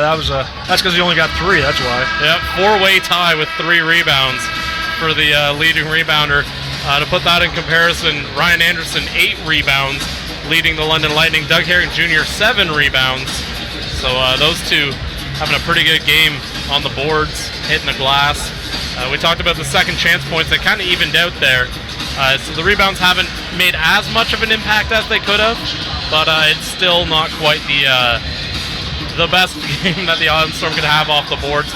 They really did a great job. They actually won that second quarter, 29-24. And a lot of what they're doing is their offense is just steady.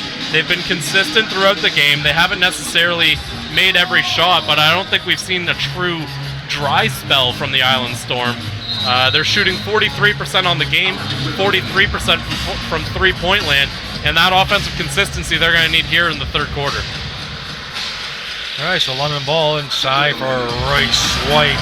Easy conversion for him with his strength underneath. A quick hitter within the first 10 seconds. So that's Jahi. I'm going to get that one run right yet. So it's not spelt like it's said, right? So Jahi. I'll get that one right. Jahi Carson with the ball. He's been a significant impact, of course, for the Storm. Wide open on the side. This is Richter this time driving to the hoop. He gets his shot off just before the shot clock. Quite a reversal from his three-point shooting. That one time driving it to the hoop. And White just muscling himself in there. Get his own offensive board, and he gets hammered. Nobody can handle him inside for the Storm. He gets a second jump so quick for a big guy. He misses a shot, and all of a sudden he's up there quick as a cat. You know, we actually probably didn't give White enough props for that first half. Led the team in scoring with 14 points. Barely ahead of Kyle Johnson, who had 13 points, and then 10 points from Ryan Anderson. So a lot of the production from London coming from guys who've really for most of the year been 3 of their better scorers.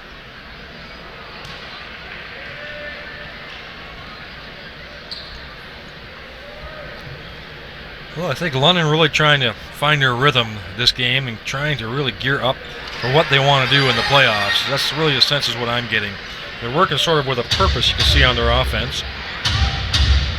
Like I said, the intensity is not nearly as high as it has been in other games. It's Carson with the long shot, and he jumps it right over Royce White. White with the alley-oop, he's down the floor. And that's because Terrell Baines wasn't looking to see where the ball was and look at ball and man, and he paid for it. And that's, again, Carson. Jahi Carson driving down the lane. Keeping it close, 6-point game. This is Doug Herring. A little off balance, unable to convert. Strong rebound that time for Terrell Baines. And again, nice passing play between the teammates from the Storm that time, and Carson taking it to the hoop. Unable to convert, but he's going to the foul line. 6-point game, 2 foul shots coming. And Carson immediately just comes into this half and calls his own number, gets that hot start. He's got 10 points now in the game just from that start. He also had 7 assists, so he's been distributing the ball too. It's just been a great game from him. Well, he's really come to the fore in this second quarter and beginning of the third. Quiet first quarter. You kind of knew it was coming, though. Of course, Carson, one of the leading scorers for the Island Storm, one of the leading scorers in the league, and he almost took that three there. And again, he draws a foul from Royce White. White inside the restricted area, not able to get his feet set with the quickness of Carson. So within 20 seconds, he's at the foul line twice, draws 2 fouls from the Lightning.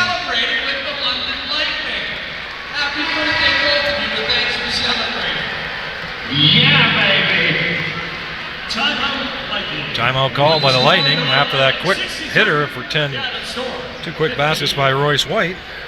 All of a sudden, it looks like Kyle Julius is thinking about something to set up on this defensive rebound. They lost the last one on the foul shot.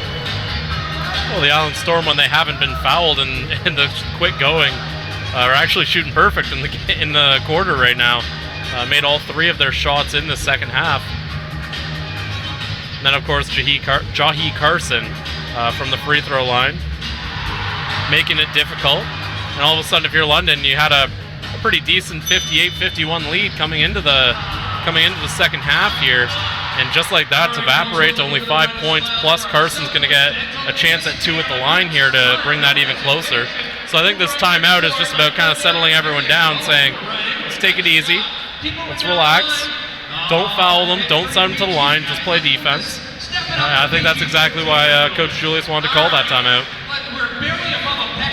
Well, it was an 18-point lead about middle of the third quarter, or second quarter. Storm cut it all the way down to 6 points. Now they're hanging around at 5 here early in the third quarter. Again, they impressed me with the fact that certainly they weren't shooting the ball great, but they never really had a true dry spell.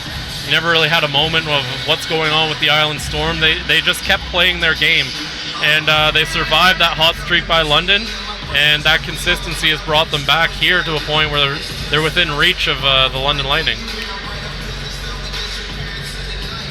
So I see Kyle Johnson, who was shooting the ball well in the first half, back on the floor for Junior Cadogan.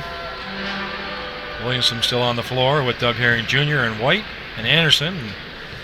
For the Storm, we have Terrell Baines and, of course, the aforementioned Carson, along with Ellis and Thomas, and, of course, the hot three-point shooter, Richter.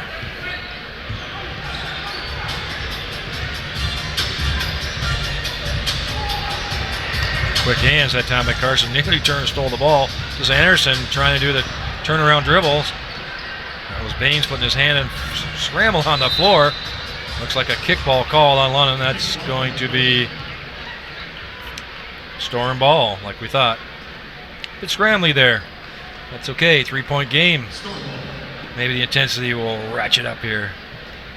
Yeah, a couple plays like that. Guys hitting the deck. Maybe we'll see a little bit of a peak in the contact here.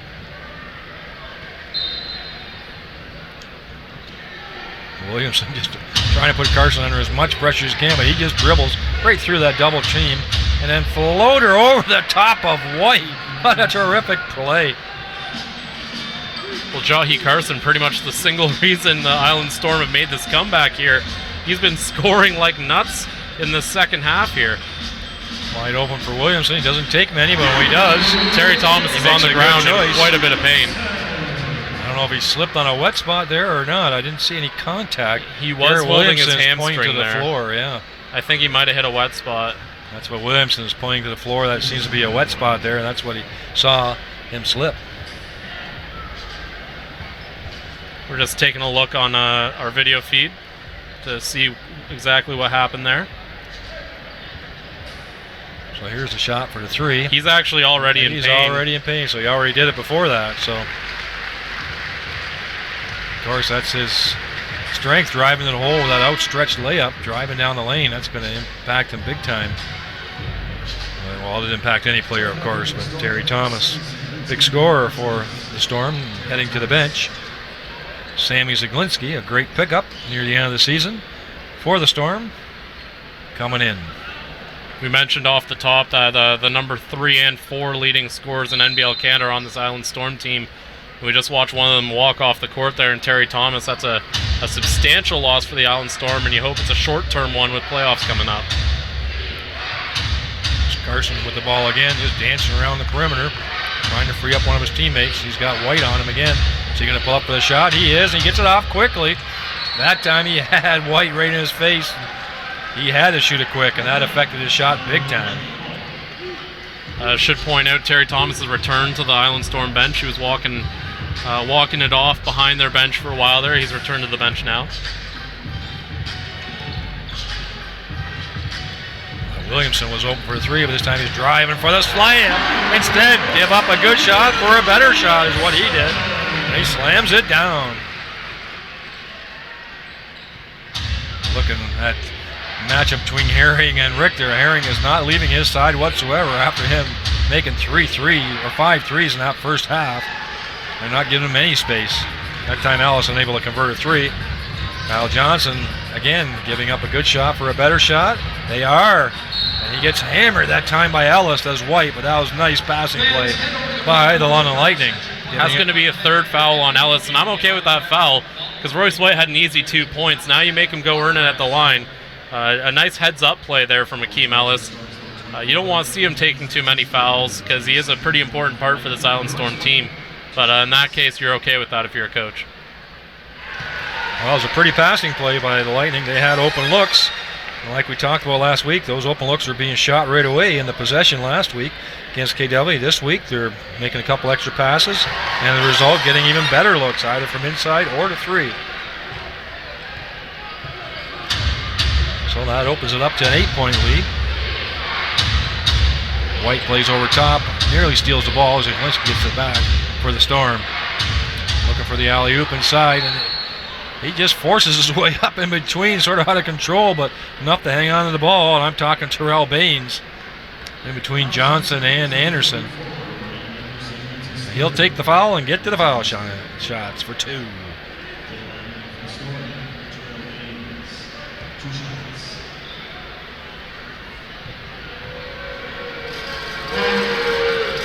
Well, it certainly hasn't been a fast-moving game for the most part. I think Coach Kyle Julius, that's what he asked for at the top of the game. He wanted more of a controlled pace, London's pace. And I'm thinking right now this is sort of London's pace of play that they wanted to do tonight with the Storm. You definitely want to slow it down, and with all those fast guards on the Island Storm, I think Zaglinski got away with a hold there. But with all these fast guards on the Island Storm, you definitely want to slow it down. Really bring it to a crawl, make them work for it. White showing his dominance again inside. He just bullied his way down to the line, got his own offensive rebound, and put it back, all based on strength. There was a foul there early. Kyle could have given the ball up a little quickly, but fast break foul. We'll call that one on the Storm. Well, London with a bit of a run here, predicated base, mostly on some nice interior passing, and White finishing inside.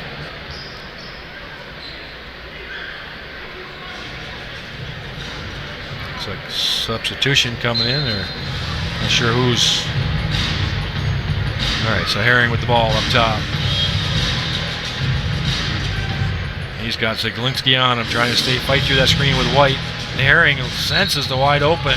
Is he going to get the friendly roll? He does. It hangs on the back of the rim and falls in for him. Well, he really suckered Zaglinski into that foul. A little hesitation dribble, fade away, and a little bump from Zaglinski, and away he was. Talking Doug Herring Jr. That opens it back up to 11 points all of a sudden. Last three possessions for the Lightning.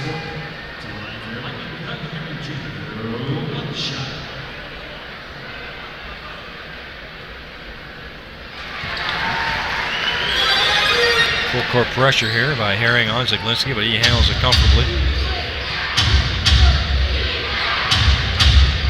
White's got his man posted so high he's past the three-point line. Talking Baines. Don't think that's where he wanted to be.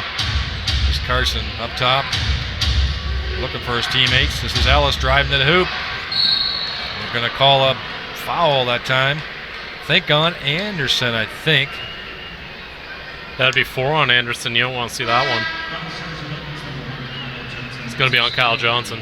Kyle Johnson, okay. I was in between two players there. It looked like. That's 4 on Kyle Johnson, too, so that's not much better. That's not much difference. Looks like Friesen coming in for Johnson. So a good job that time by Ellis. Burst into the hole, drawing the foul. Again, another pause in the play.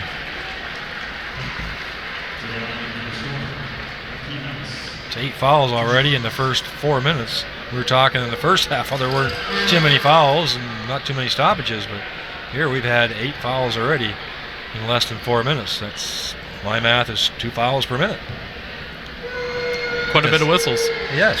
Especially, not that we're saying they're bad calls, but it's just the disparity between first half to now has really changed the pace of the game, I would say. So White with the ball up top. He quite often facilitates the offense. Up there, Anderson getting pressure by Zaglinski. Nice behind the back pass. Friesen takes the wide open 3 and he scores it. Huge shot there by Joel Friesen. They kind of needed that when things get kind of slow. You got to make those big shots to keep the crowd into it when you're the home team, and Joel Friesen nails a huge one there. And a steal by Capers. Giving it to Garrett Williamson. He's going to take it himself. A little alley-oop. I think that was an intentional pass. What do you think? I would say so. Great follow-up by Royce White by any measure anyway. Williamson taking hard to the hole, and White finishing it to open up the 15-point lead for the London Lightning. They have burst in the lead. It was as close as 3 points 2.5 minutes ago. Big push by the London Lightning. And just like that, London's got one of their biggest leads of the game with a 15-point lead here. The London Lightning just shooting incredible right now. In fact, they've only got two misses, both from in close. Otherwise, they made almost every shot in this half. Well, it's like we said, they were 18 down with the Storm. It took a lot of work to get it within 3. Now here they're down 15 again. It's going to take a lot of work to get it back close. How many times can you do that in a game? You know, London's not letting up at all with playoffs coming up. The guys who have logged the most points, the most minutes, are the guys who have been doing it all year. They're not letting up. They're not playing it safe for playoffs. They're treating every game as a game that they want to win. And you know they want that little revenge game after losing to the Island Storm out east. And so far, things are looking pretty peachy for them right now.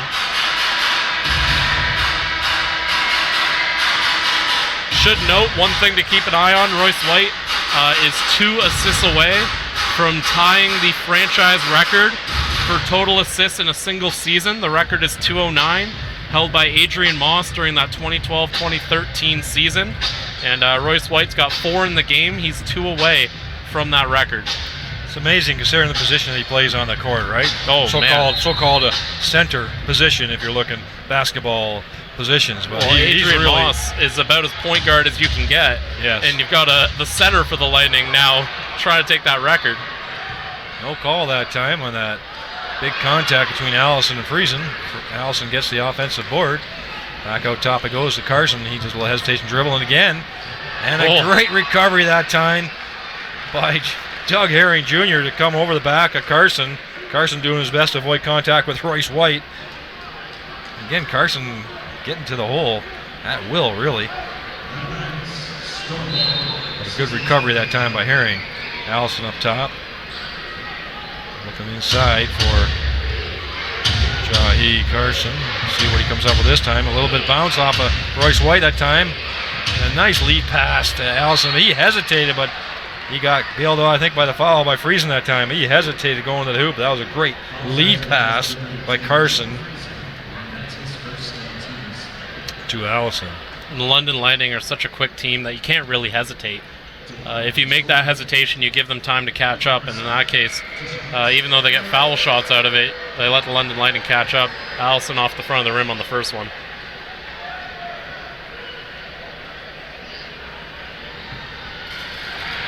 The 10 for 16 I see on there, yep. 15 for 16. 18. 15 for 18 for the London Lightning. Looking for it. Good. So they're, again, another offensive board that time. Allison with the block. Carson racing up the floor looking for Zaglinski, but he was too far behind three-point line to make a shot. Again, looking for Zaglinski. He's going to take that 3. A little quicker pace this time, unable to convert for the Storm. Friesen pulling it back out for Capers. So again, the offense starts and might finish with Royce White underneath. He starts up top, goes underneath, got Allison on him. Allison's got the height, but not the strength. and he just dunks straight over top of Allison. Like I said, Allison's got the height, but not the strength. That time there was no denying Royce White. Oh, Royce White just dunked it right over him. And Wow. like I said, he is so quick off his feet with power. Just watch how quick he is off his feet. It's 1 second you're seeing him take his step towards the rim, and then you blink and he's already over the rim. Huge play there by Royce White. Unable to convert the foul shot, but that was a tremendous display of strength and power and quickness. And look who's back in the ball game. Terry Thomas, who went out with that sore hip. First shot, first look, drains a three. Keepers with a good look for Friesen. Shooting off his back foot a bit that time, and that's the fouls I'm talking about with White. He's struggling down under the offensive board, and he gets a personal foul. And those are the ones that add up that really hurt you in the game. You're 80 feet from the basket. There's no danger down there. He's complaining to the ref. They didn't think it was a foul, but he's playing a terrific game anyway, doing all-around kind of stuff. But those kind of little things, they sort of put you on the bench for unexpected minutes that the coach really doesn't want to put you down for, trying to save you for later. Still tonight, 25 points, 8 rebounds. Huge impact game from Royce White. Absolutely. Chiklinski, quick hitter. That's Phillips with a strong rebound. And he loses the ball off the dribble to Zaglinski. A nice look for Al Stewart. A free run. That's Phillips just doing a little too much dribbling with the pickpocket Al Stewart around him. Cadogan going hard to the hoop. He draws the foul. A little bit out of control. I think he wants to make amends for going off the floor early with that quick foul he had earlier. Yeah, there was really a swarm of Island Storm guys around him. You kind of saw the foul coming there.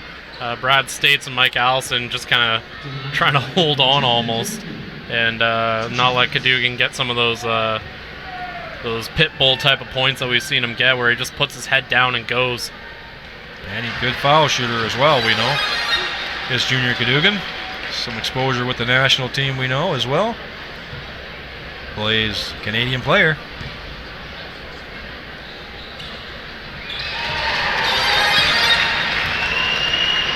So Brad State's back in the floor as well. This is Al Stewart. What a great rotation to have Al Stewart come in for Jahi Carson. Isn't that a great 1-2 punch off the bench? Well, even with Zaglinski as well. There's such guard talent on this Island Storm team as we see States you see there. that pass by Zaglinski on the floor between the Lightning player to States for the easy finish.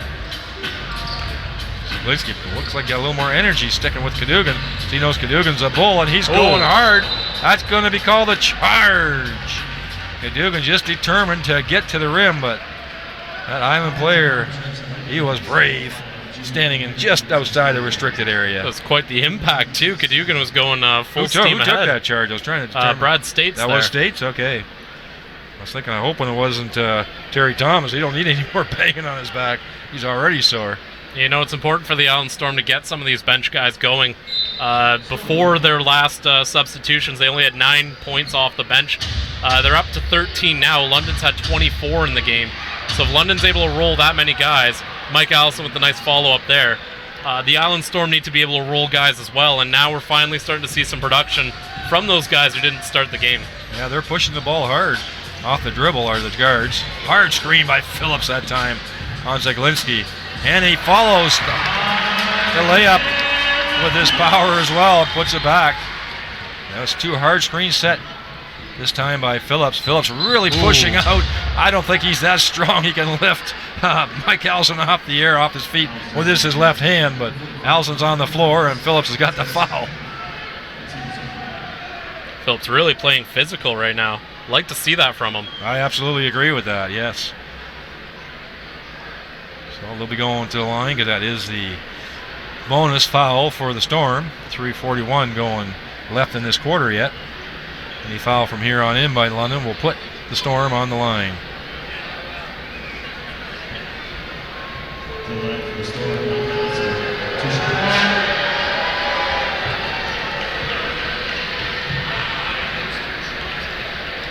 So Allison gets some significant playing time as well. Of course, he was also a late addition, so Probably getting a bit more of a run out here to get acclimatized to his teammates as well.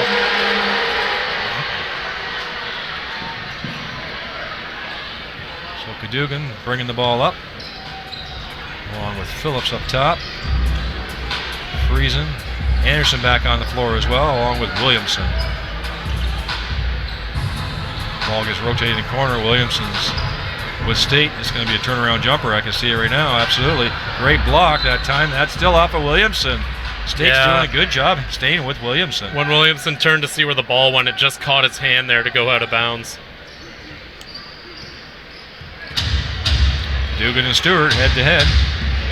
Zaglinski and Williamson head to head. Allison and Phillips man to man. Now Allison's got the big mismatch here with Williamson, but Williamson doing a great job fronting Allison. Terry Thomas, a nice crossover dribble again with that outstretched look. And Allison with the follow-up dunk. Weak side rebound. Nobody paying attention to him. All eyes on Terry Thomas's drive. And that's going to give Allison 10 points, and I have to think most of those came in this third quarter here. Great job by the big man. Phillips going to settle for a three-pointer. No, he took the drive, and then he got hammered on the wrist by Stewart. Stewart gives him a hand up. Good sportsmanship there. I think they know each other, of course, from previous playing days together. We haven't seen Maurice Bolden tonight yet. No, we have not seen Maurice Bolden or Marvin Singleton, the two Lightning players who have not touched the floor yet tonight. Capers hasn't played as much, but he's on the floor right now. If you're looking for him, he's number 4.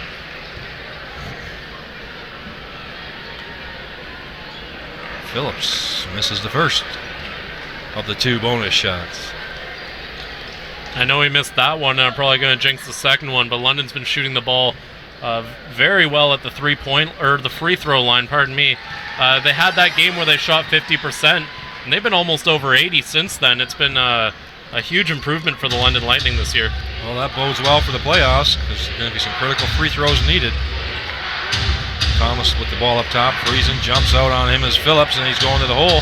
Throws it in the corners as Zaglinski, and that's Junior Cadogan stopping that skip pass over to Al Stewart for the wide open 3. Joel Friesen's limping off here. He's in quite a bit of pain. Oh, we've seen a few slips and trips tonight. This would not be good for the London Lightning with playoffs on the way. You hope he's all right. They're going to take good care of him on the sideline there and make sure he's all good. Well, we got, a week and 2 days before the first playoff game. So hopefully that gives him time to recover, but he does look like he's hobbling off there. Looks like he's going straight to the room there. Or at least they're going to let him walk off. Zaglinski very aware of the shot clock, and Phillips all over him. Cadogan swarmed by States and Stewart, and one of them draws a foul. They're going to put him on the foul line. It's going to be on Al Stewart. That's his third. Again, Joel Friesen just going down the tunnel now. Well, 2 minutes left here, 10-point game. London at the line, Junior Cadogan that is.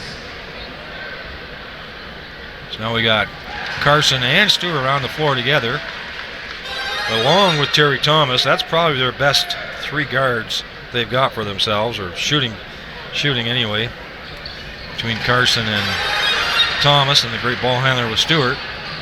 Allison's been very productive, so he's been staying on the floor. And then States is also, and again, here we go, going hard to the hoop, and that's going to be a foul on Capers, not holding his position. I think he had a chance to draw the foul that time, but he just sort of slid away. You know, I don't think Terry Thomas is 100% yet. He's still limping, I agree. Yeah, he's putting in a very hard-fought effort here. If he's playing in pain, too, that's just a guy who's battling right there. 2 shots for Thomas. He's got 10 points in the game. I was just thinking that. I thought, Chris will tell me. You did. Reading my mind. Hey, it's game number 18 for us. We're getting that chemistry down. There you go. Game 19, pardon me. Yeah, looking forward to the playoffs, that's for sure. See what kind of emotion and intensity comes to this floor here, when I'm sure there'll be big crowds with the London Lightning being done now as well, or London Knights being done their hockey playoff run last week. The Leafs are out. So unless you're a Senators fan, but Raptors. well, Raptors are still going. That's true. Yep. Yeah, we got them going. You're right.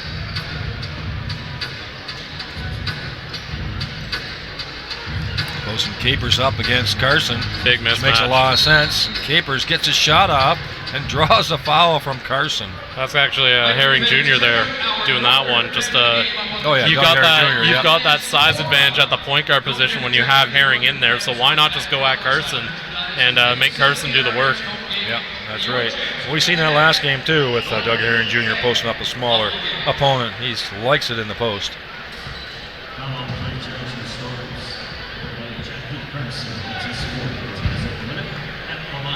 Well, Al Richter back in the game for the Island Storm. The hot shooter from the first half. See what he's got left here in the last bit of the third quarter and the fourth. See if he can bring his magic back. Good box out that time by States.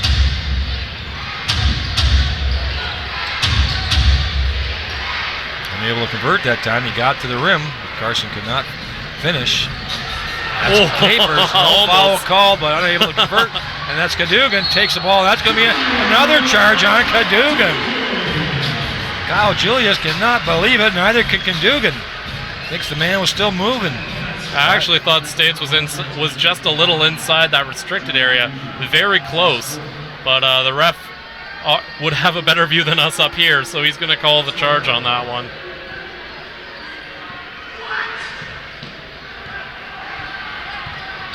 All right, so after all said and done, that's still a 10-point lead for the Lightning. Ryan Anderson overplaying. Nice little jump inside that time by Cadogan. He is playing hard tonight, is he not? Nice back pass. That time, Capers finishes with a flourish. Well, He's there, not missing that dunk. he gets his poster now. He had to wait a bit longer for it, but he gets to put someone on a poster there. I just get the impression that Junior Cadogan is playing with more intensity than most of the other players on the floor. He's starting to translate into the others. Just Richter going to the hoop. Nice up and under floater off the backboard. He's got more fast in his game than just a three-point, that's for sure. You know, I've always liked this lineup with Herring Jr. and Cadogan in the game. It gives you two guys who can handle the ball and just opens up the offense because both guys can distribute so well and really run the offense, although it didn't work there. Yeah, Phillips passing in traffic and unable to handle it. It's a turnover. Carson with the ball up top to Stewart. See if he's going to drive to the hoop. He does. Takes a much larger player to the hole. No foul call. Then States gets pushed from behind on the offensive board, and he's going to be going to the foul line.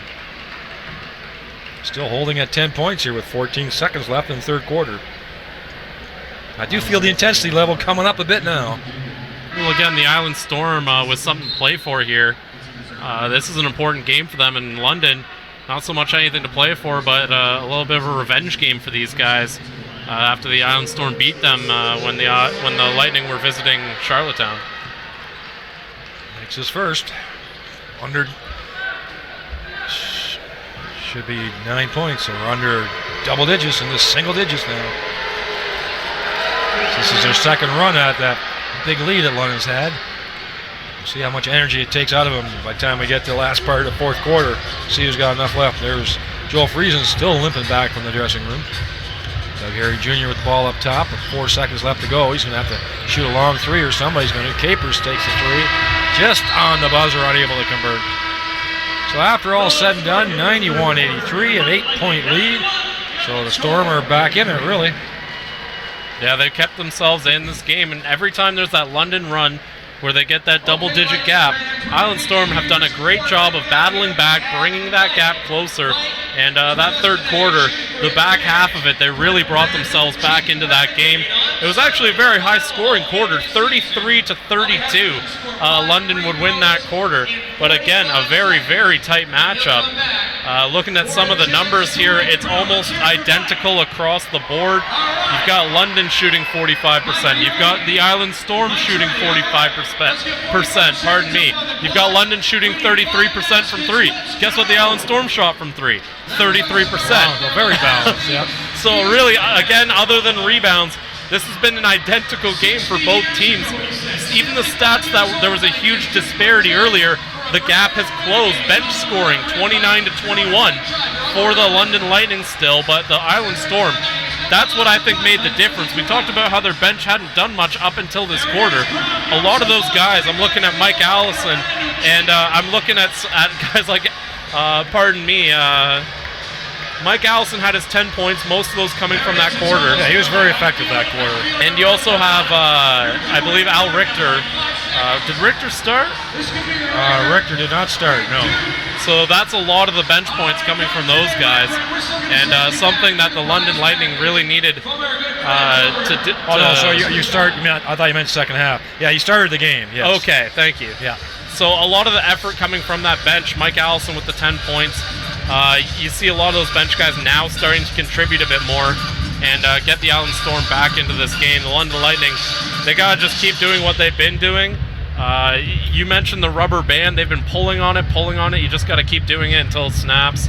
And we'll see what they can do in this fourth and decisive quarter. Again, London Lightning looking for some revenge. The Island Storm looking for a playoff spot. Well, let's see what brings in the fourth quarter, especially in terms of energy from the Island Storm. They've had to expend a lot of energy getting back into the game 2 or 3 times now. And London just keeps rolling out their players, player after player.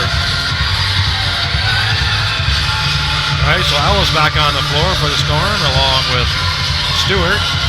Got Richter in the corner there, ready to shoot. Baines back on the floor. He's played well physically as well. And Carson, along with Capers and Cadogan, out for London. Marvin Phillips, Doug Herring Jr., and Ryan Anderson. And Phillips doing a good job just hedging Carson to the baseline. I don't know if Carson dribbled it off of Phillips' foot on purpose, but it went out of bounds and it stays Island ball.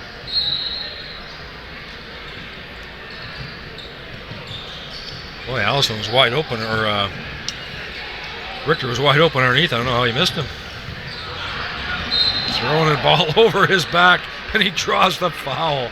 Who is that? Is that Baines? I believe that's going to be Terrell Baines there, yeah. Yes, that was sort of an improvised shot, feeling the pressure from behind. That's another foul on Ryan Anderson. That's his fourth. 3 players in foul trouble for the Lightning. You've got 4 players. You've got Anderson, White, and Johnson with 4 fouls. Cadogan's picked up 5. Looking at the Island Storm, only Jahi Carson with 4 fouls in any sort of trouble. This is his first. Like I said, it's under 10 points. So as far as I'm concerned, when it's under 10 points, it's anybody's ball game, especially in the age of three-point shooting. Well, especially in NBL Canada, where we see point swings all the time. Teams get hot, teams get cold, and you really don't know. Who's going to win until either a team pulls ahead drastically or the buzzer sounds. That's Anderson. Just a little too strong a finish, but he dribbled his way through traffic. Stewart kicks it out. Hope for Richter to be wide open, but he was not. And Ellis has shot from there before. He puts the ball into the little guy who's being guarded by Phillips, a much taller guy. Who's going to win this battle? Barely gets the pass off to Richter, and Ellis is going to take that shot. We know he's willing to take him along, but that was under pressure from the shot clock, unable to convert. Yeah, that was a little further than Steph Curry range there. I don't think that one was going to go. Capers again trying to take his man down low. Just bodying up. Somebody comes help for double team. Ball rotates. Inside he goes to Capers. It's going to be another slam. Nice extra pass there from Marvin Phillips to find him inside. That was a great ball movement by London Lightning, recognizing the double team, moving the ball quickly. And good timing by Capers on that one. Long outlet pass to Herring. Giving it to Capers again, looking with patience outside to Cadogan. Throws it in the side for Phillips. That is beautiful basketball from the London Lightning. Great patience, great defense. 2 or 3 passes for the wide open look. They pulled it back up to 12 points. I don't know if the Storm are getting tired or not, but still early in the fourth quarter. Got to be careful that London doesn't stretch it again. To Stewart, just muscling his way over Capers that time, making it off the basket, off the backboard.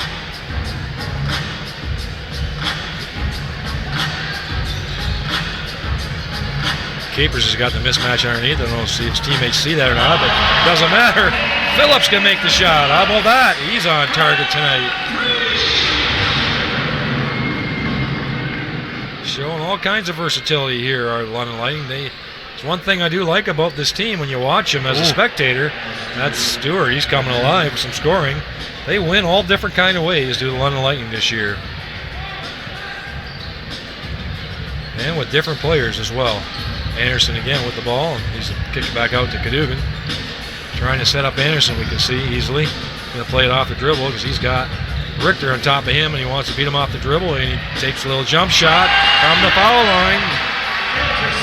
Good basketball, one-on-one isolation. Becoming a high-scoring game, I would say. And who's that in the corner? Mr. Richter. On the Richter scale, what is that, 6? I think 6 Well, threes. so far the Richter scale says 22 points he's got from the three-point line tonight. Capers with a three-point attempt, unable to convert. Stewart leading the charge. Taking it again, throws it out. Great hustle that time by Capers, and he stays in bound. And he just does a crossover dribble and leaves Baines in his dust. This is the alley-oop for Capers. Again, be impatient. Ball getting swung around. Ryan is a little bit far for Anderson. But that's Capers trying to keep the ball in bounds. Unable to convert. You know Anderson can make that shot. It does look far out there. It was in rotation, so not a bad shot. It's still back down to 9 points with that quick run there by the Island Storm for the last 2 possessions. And that's been the Island Storm all game. Every time you think London's really starting to pull ahead, just snapping right back as the Island Storm. Allison back in the game with a brief rest. He has played effectively. He's trying to set a screen. And Carson finishes with his left hand. No problem. Allison with a good screen for him. Back down to 7. Cadogan got his head down. You know where he's going. Going strong to the hoop. I don't think Terry Thomas wanted to get in the way of Cadogan that time.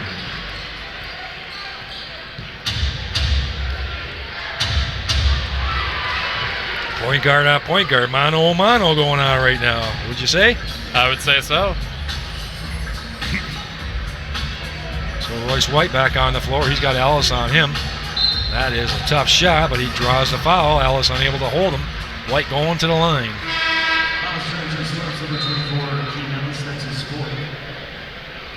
103-94 as Zaglinski making his way back into the ball game.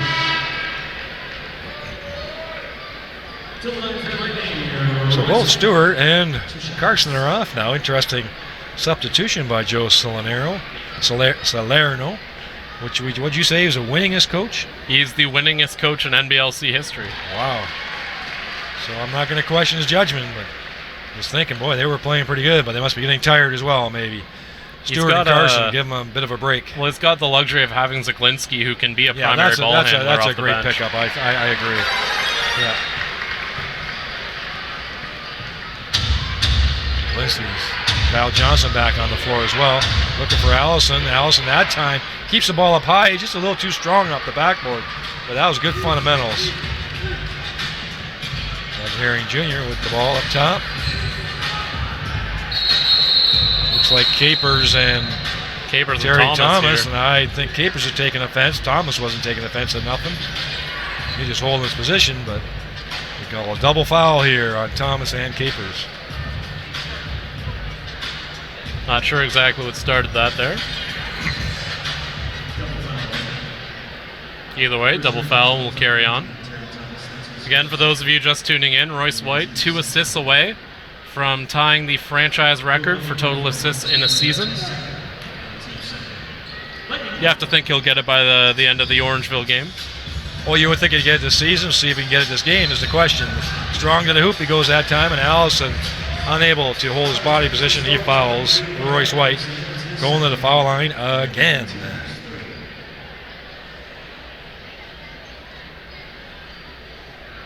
To the line for your Lightning, Royce White. 2 shots.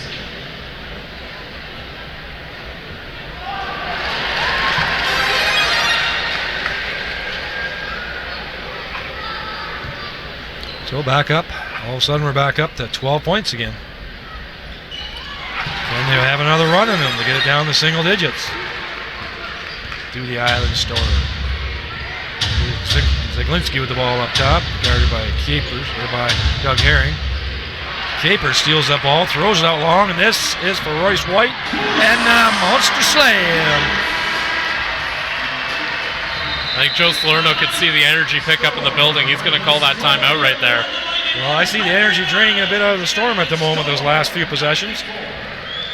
Like I said, it takes a lot out of you, not only to come back from a lead, but to come back against the league-leading London Lightning, who have all kinds of weapons and ways of beating you as well. So, 15 points again, here we sit. Again, what do the Storm have left in them?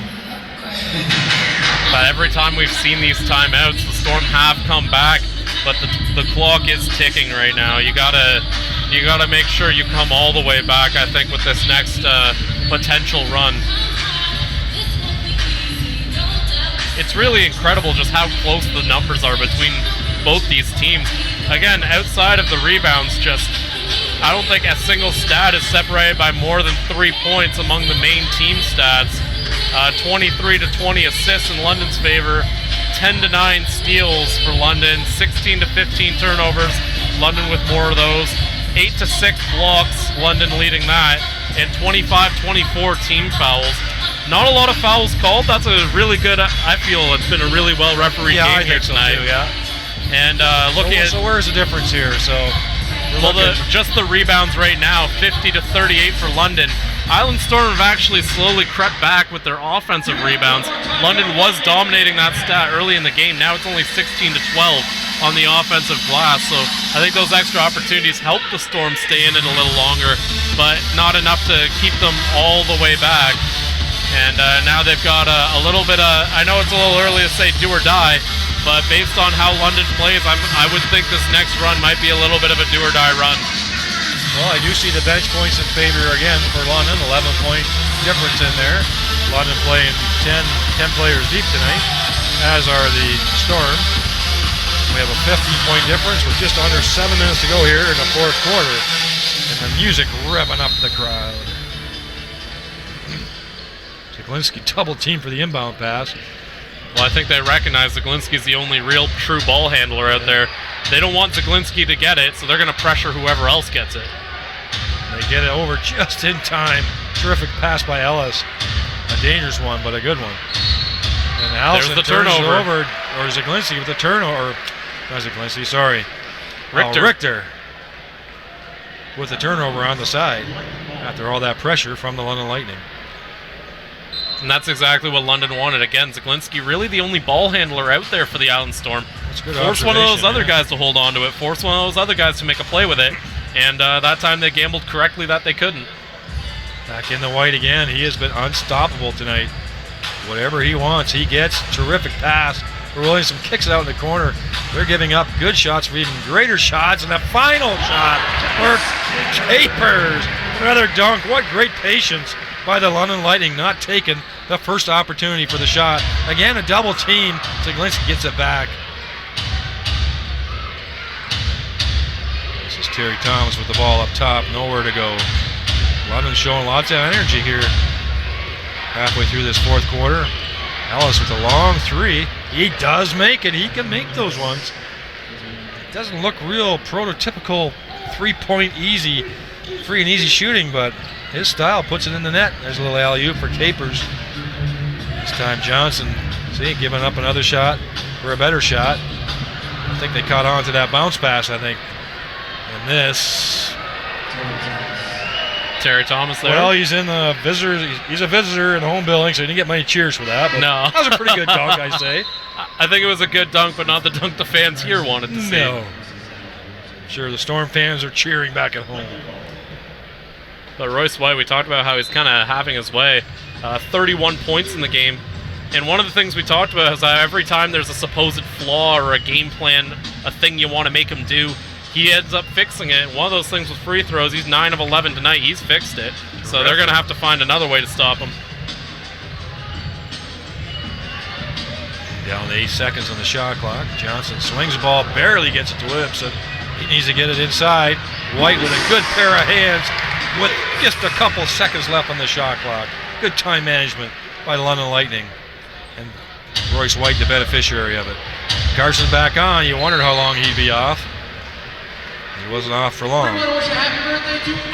So So another primary ball handler for the Island Storm back on the floor.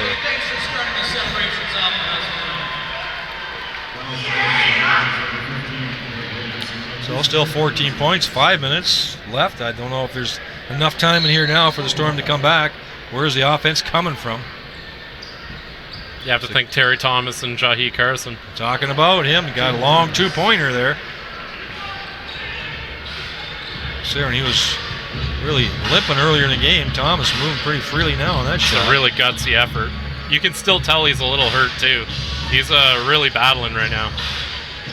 And again, White, the beneficiary of patience by the point guard, Doug Herring Jr.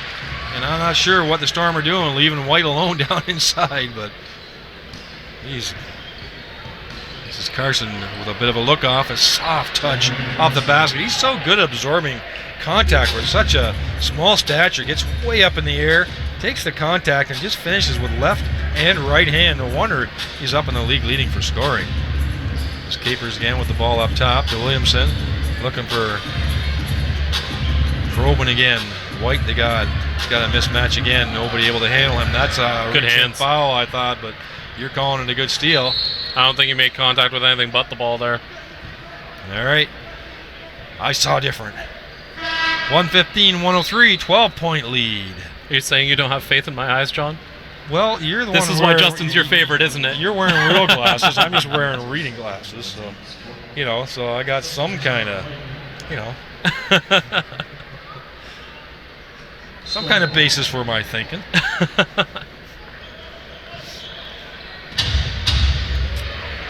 All right, Island possession. See what they can convert here. Every possession is going to be important for him. Look at him dribbling traffic as Carson.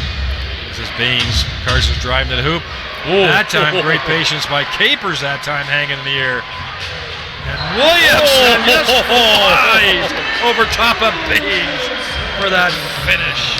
Boy, did he take off early. What a leap. Gotta see that one again if we can. Wow.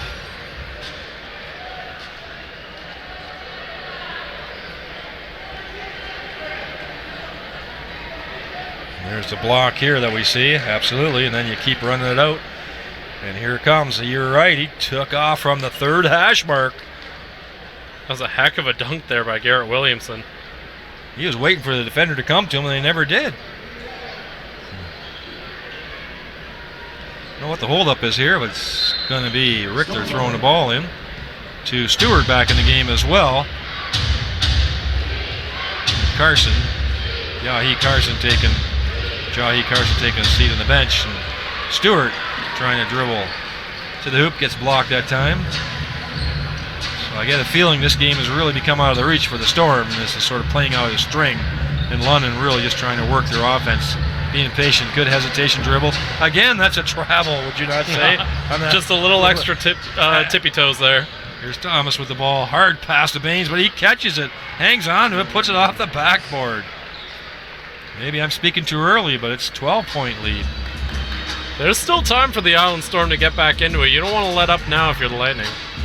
The Lightning are doing a good job running the shot clock down almost every possession to under 10 to between 5 and 10 seconds before they get their shot. Here we are at the 10-second mark again. No shot being taken. Down to 5 seconds. White's going to have to take it all the way to the hoop. He gets it taken away from him. It's Richter with a nice lead pass. And a finish, quick finish. So I may have spoken too early. You're right, it's down to 10 points. Capers able to hang on to it. Going back doors, Williamson, he grabs and hangs on to it, but cannot finish it. I think that's probably was a good play, even though it was early in the shot clock. Great pass there by Capers to find Williamson on that cut. He really put it where only Williamson could get it, just far enough in front that the defender couldn't get a hand on it. That was a foul on Al Richter that time. It's going to be number 4 on Richter. No one really in too much foul trouble for the Storm. You got 4 on Richter, 4 on Carson, 4 on Akeem Ellis. London Lightning, you got 5 on Cadogan, 4 on... Mentioned Carson taking the punishment up in the air, unable to finish that time, but he's going to the foul line. He is hard to stop getting to that backboard. Well, he's got such a quick step. he just kind of turns the corner on you, and you end up just kind of chasing him.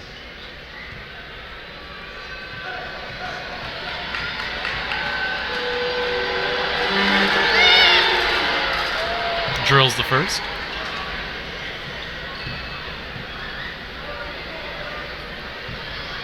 Only 65% from the free throw line for the Storm. That number is actually way up since the first half. They've been shooting better in the second half here. So how many foul shots have they actually missed? They're 17 for 26. Pardon me, that's going to make it 19 for 28, I believe. So they left 9 points on the line then.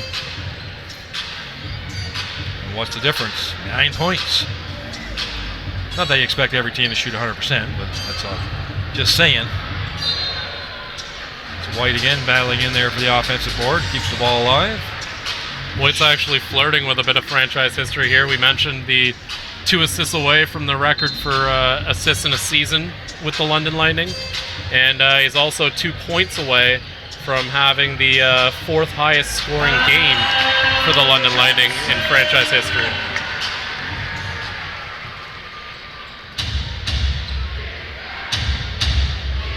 Nice jump shot. First time we've really seen it from Baines tonight. From perimeter. Tried a couple early, they didn't fall for him. But he does have that shot in his arsenal, and he can make him if you leave him open. White calling out the plays again up top. Such a field general out there, floor general. Takes the kick ball there.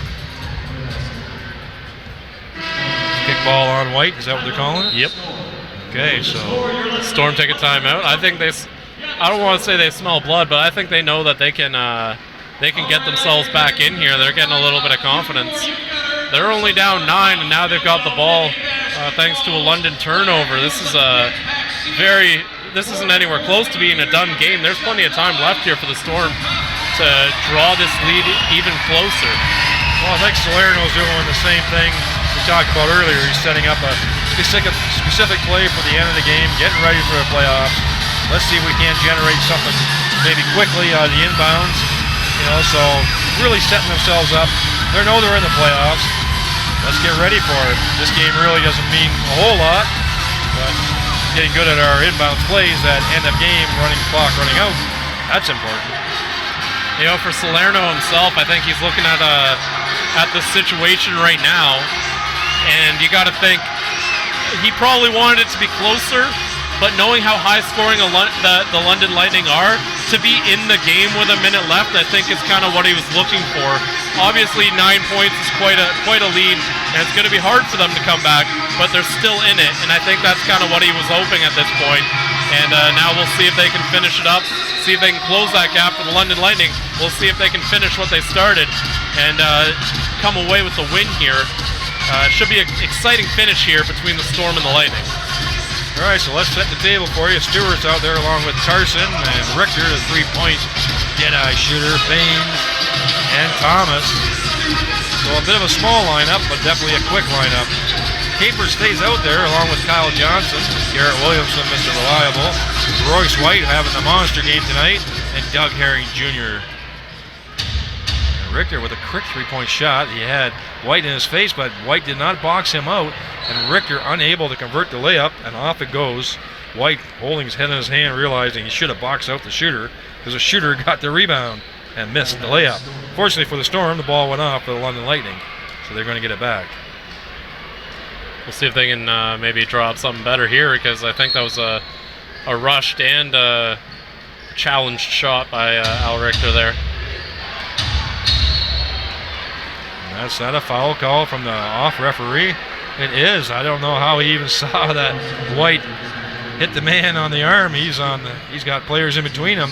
The referee underneath the basket didn't call it. I thought White did a nice strip there on defense. The substitution coming in. This is Anderson coming in. White getting a big hand as he comes off the floor, as he well should. Well deserved. Played hard tonight. Converted a lot of his shots. Played on the defensive end and setting up his teammates. Yeah, that foul there was his 5th. Lightning 9-point lead with a minute left. You give him a rest. You can put him back in if you need him, but they might be okay without him for now. Got to make your free throws, kids. So London's got 4 ball handlers on the floor, if I'm looking correctly. Capers I wouldn't consider a ball handler, but there's definitely 4 good ball handlers on the floor for the Lightning. If this foul shot is made, and Capers is the inbound man, throwing it into Anderson. Gets double teamed right away, and he throws it away. And he slips as he's trying to set the screen, and he looks like he's in a lot of pain. He's in a lot of pain. Holding his knee. I'm not sure what happened there. Looked like he turned his knee on the side there. First Friesen, now Anderson. My goodness. This would be huge if Ryan Anderson's forced to miss any period of time. He might not win MVP, but he's the Lightning's MVP. He's a very important piece for this team and a crucial element of the London Lightning. Yes, he's still down on the floor. 6-point game here, and the Island Storm have the ball. Looks like he's walking all right. So sometimes you just sort of pop those ligaments over your bones. It feels like you broke something or tore something. But he's limping pretty good there now.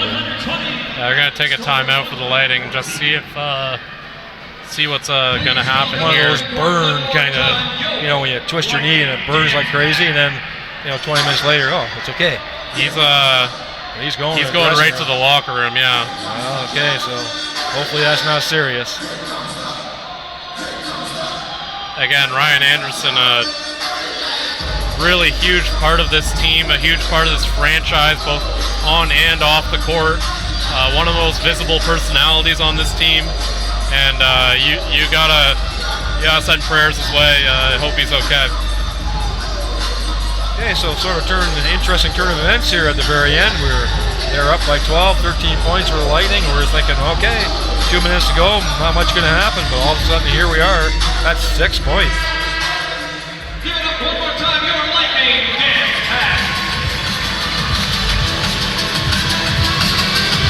This Island ball, as far as I know, Island Storm ball, so they've got possession.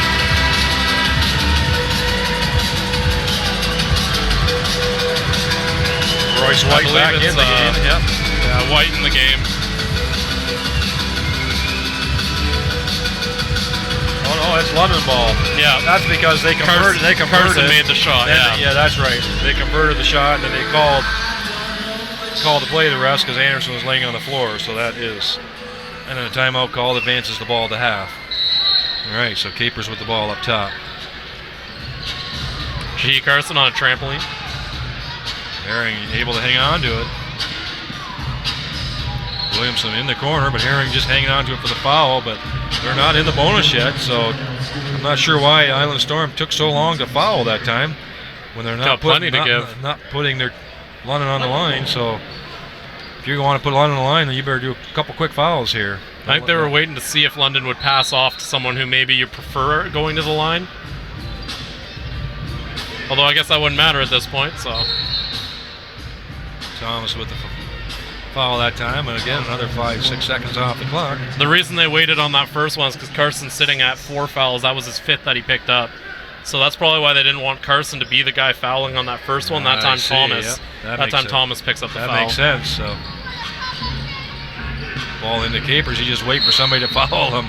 I don't know what happened to Richter there. I think he might have. He hooked his arm around to try and grab Capers, and at the same time he had a defender going the other way. So I think his arm might have just got trapped in there. Wow.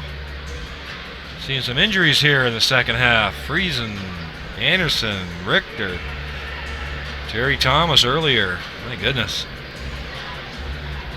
Really hate to see this. Yep. I see Anderson walking back out from the dressing room.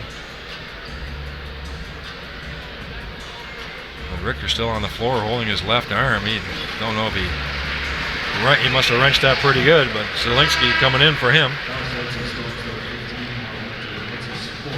So I believe Capers is going to line after all this. Sort of a stop and start finish here to the game.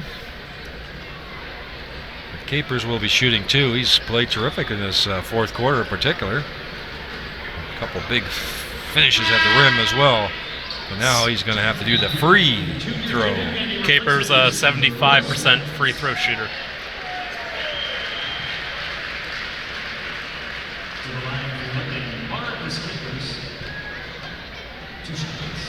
Now it's a 2-possession game. He can push it to 3 if he converts one of these two. You know, this is where maybe not having Ryan Anderson hurts the Lightning in these crunch time situations. He's a 90% free throw shooter, and to not have a guy like that when you get to these closing minutes really hurts. Aside from all the other ways it hurts your team not to have a great player like Ryan Anderson out there. Thomas picking up the pace, trying to get to the rim if he can. Had it stopped by Anderson. This is Glinski. Great ball movement, but even better defense by Doug Herring Jr. Although someone there picked up a foul. I think it was deflected out of bounds, I believe. Yeah. Pardon me. Yeah, so it'll be a Storm ball underneath with their bright orange uniforms, which I think looks so snappy. And a long 3-point, and he makes it, does Jahi Carson. Now it's only a 4-point game. That Coach foul- Joe that foul shot Salerno was telling him to huge. foul. That foul shot was huge by Capers. Keeps it 2 possession, but they're That's going a to lot of time wasted. run out of clock here if they don't hurry up. Williamson with the ball. He did exactly the right thing on that hard pass from the corner. That is a no pass. Easily stolen by the defense, but Garrett Williamson did the right thing. He came to the ball, cut off the defender so he couldn't get to the ball first, and puts Williamson on the line. Williamson, a 73% free throw shooter. Well, this game got a lot closer than we thought it was a few times. It was up to 18 once, up to 15 points lead twice for the Lightning. Each time, the Storm have come back against the best team in the league. I know it's only 20 seconds. I don't know if I'd be getting ready to leave. We see a lot of London fans standing up here. Makes them both. Clutch free throw shooting. Zablinski pushing the ball up. Kadugan's trying to stay in front of him. Not letting him get to the rim at all possible. It's Baines with a jump shot, unable to convert that time. And Kadugan physically gets the ball and pushes out quickly to Williamson. That is going to be the ball game. Williamson's going to hang on to it. So, in the end, a close game. 6-point lead for the London Lightning over the Island Storm. 123-117. Bit of a different kind of play tonight. Sometimes fast and furious action, then it will slow down for a while. Hopefully no serious injuries tonight, Chris. Yeah, we saw, again, Friesen and Anderson both go down, as well as Al Richter, who looks like he's using the hand that we thought he hurt in the handshake line, so it might be all right. Again, a weird game because there were so many swings in terms of what the gap was, but at the end of the game, their numbers were very similar. They were very in line with each other. Very, very tight game between the two teams, and London able to get a tough win here, set the NBLC record for most wins in a season, and also the record for most home wins in a season. So a historic night here in London from the London Lightning, who have really added to their accomplishments in what's been a record-breaking season for the top team in the NBLC. Well, we're one regular season game away from the playoffs, and that's where everybody gets measured, right, in the playoffs. Oh, I'd say and I'm so. sure a lot of Lightning players would say the same. They would trade a championship anytime for what this season was. So anyway, final score, 123-117, London Lightning over the Island Storm from Charlottetown. I'm Jonathan Howling along with Chris Croucher. Thanks for listening to us. Till the next game, sports fans. We got our halftime show, though. Or pardon me, post game. Aaron Sanders. Oh, yeah, sorry. And Justin Prince there. Of course, they're going to wrap it up for us. So they're going to wrap it up with the Knockstrom post game show. Stay tuned, fans, and have a good night.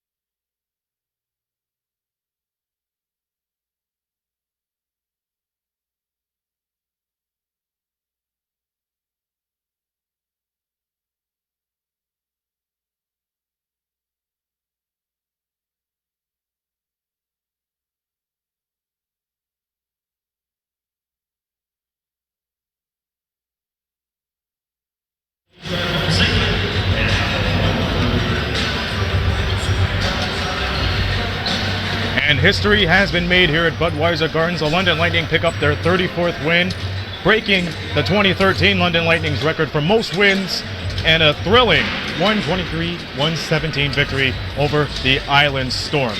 JP, the second half, it looked a little bit out of hand right now. The Island Storm was close from, finishing the job done, but all of a sudden, the game of backcourts wasn't a situation. It was just Royce White taking it over and finishing it off. Yes, Royce White, a season-high 35 points tonight. Reason why he got a standing ovation as he came out of this one. And that was one of the main reasons this team stayed in the front of the second half.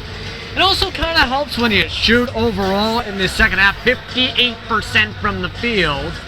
So overall, the Island Storm kept in it for most of the way, but the scoring from players like Royce White and stuff, for example, like the free throw line and the struggles the Island Storm had just about the entire game until the second half, really hurt them down the stretch. And from what I've seen, from this broadcaster's opinion, this was Royce White's best game, where it was highly anticipated that the backcourt would take care of business throughout the whole 48 minutes, but he came in, did what he had to do. He knew the front court was struggling right then and there, so he took matters in his own hands and took charge of it. We seen Ryan Anderson and now Richter go down. They got shooken up a little bit.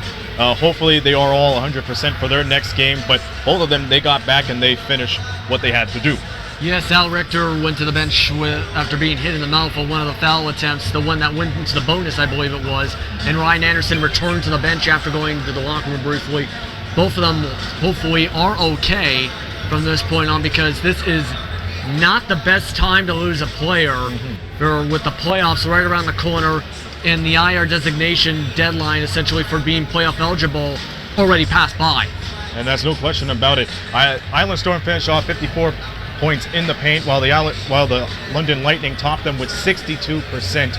For the only game in this evening, JP, it was went up to high expectations as it was, as you've seen on the papers when it comes to the stats, but overall a great game for not only the Lightning, but for the Island Storm, who have to recover really quick 24 hours from now.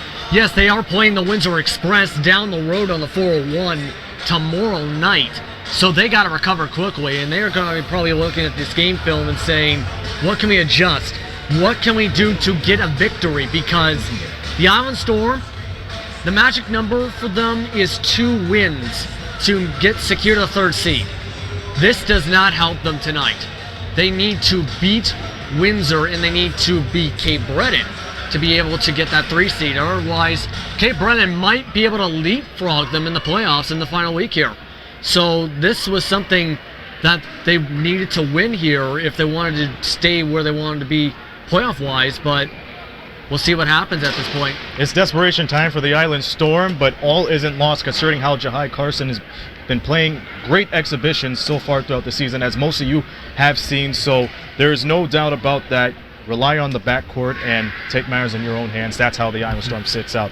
So we're going to take a breather for at least less than 24 hours, and then we're at the WFCU Center for a Wednesday night matinee, the Windsor Express playing on the Island Storm. It's already been decided the Express will play the KW Titans in the first round, but now it's a matter of getting things done in the second half, piling up more victories as they can in the final week, and prove that they are a top caliber team, as they have been proving since the start of this calendar year. So we leave you like this: the final score 123-117. London Lightning win their 34th game, and in high history expectations has been fulfilled. This has been a presentation of Knockstrom Digital Media, producing the media excellence in Southern Ontario. We thank all you for watching, and we'll see you tomorrow down the 401 at the FCU. For JP, Justin Prince, this be Aaron Sanders saying so long from the Forest City.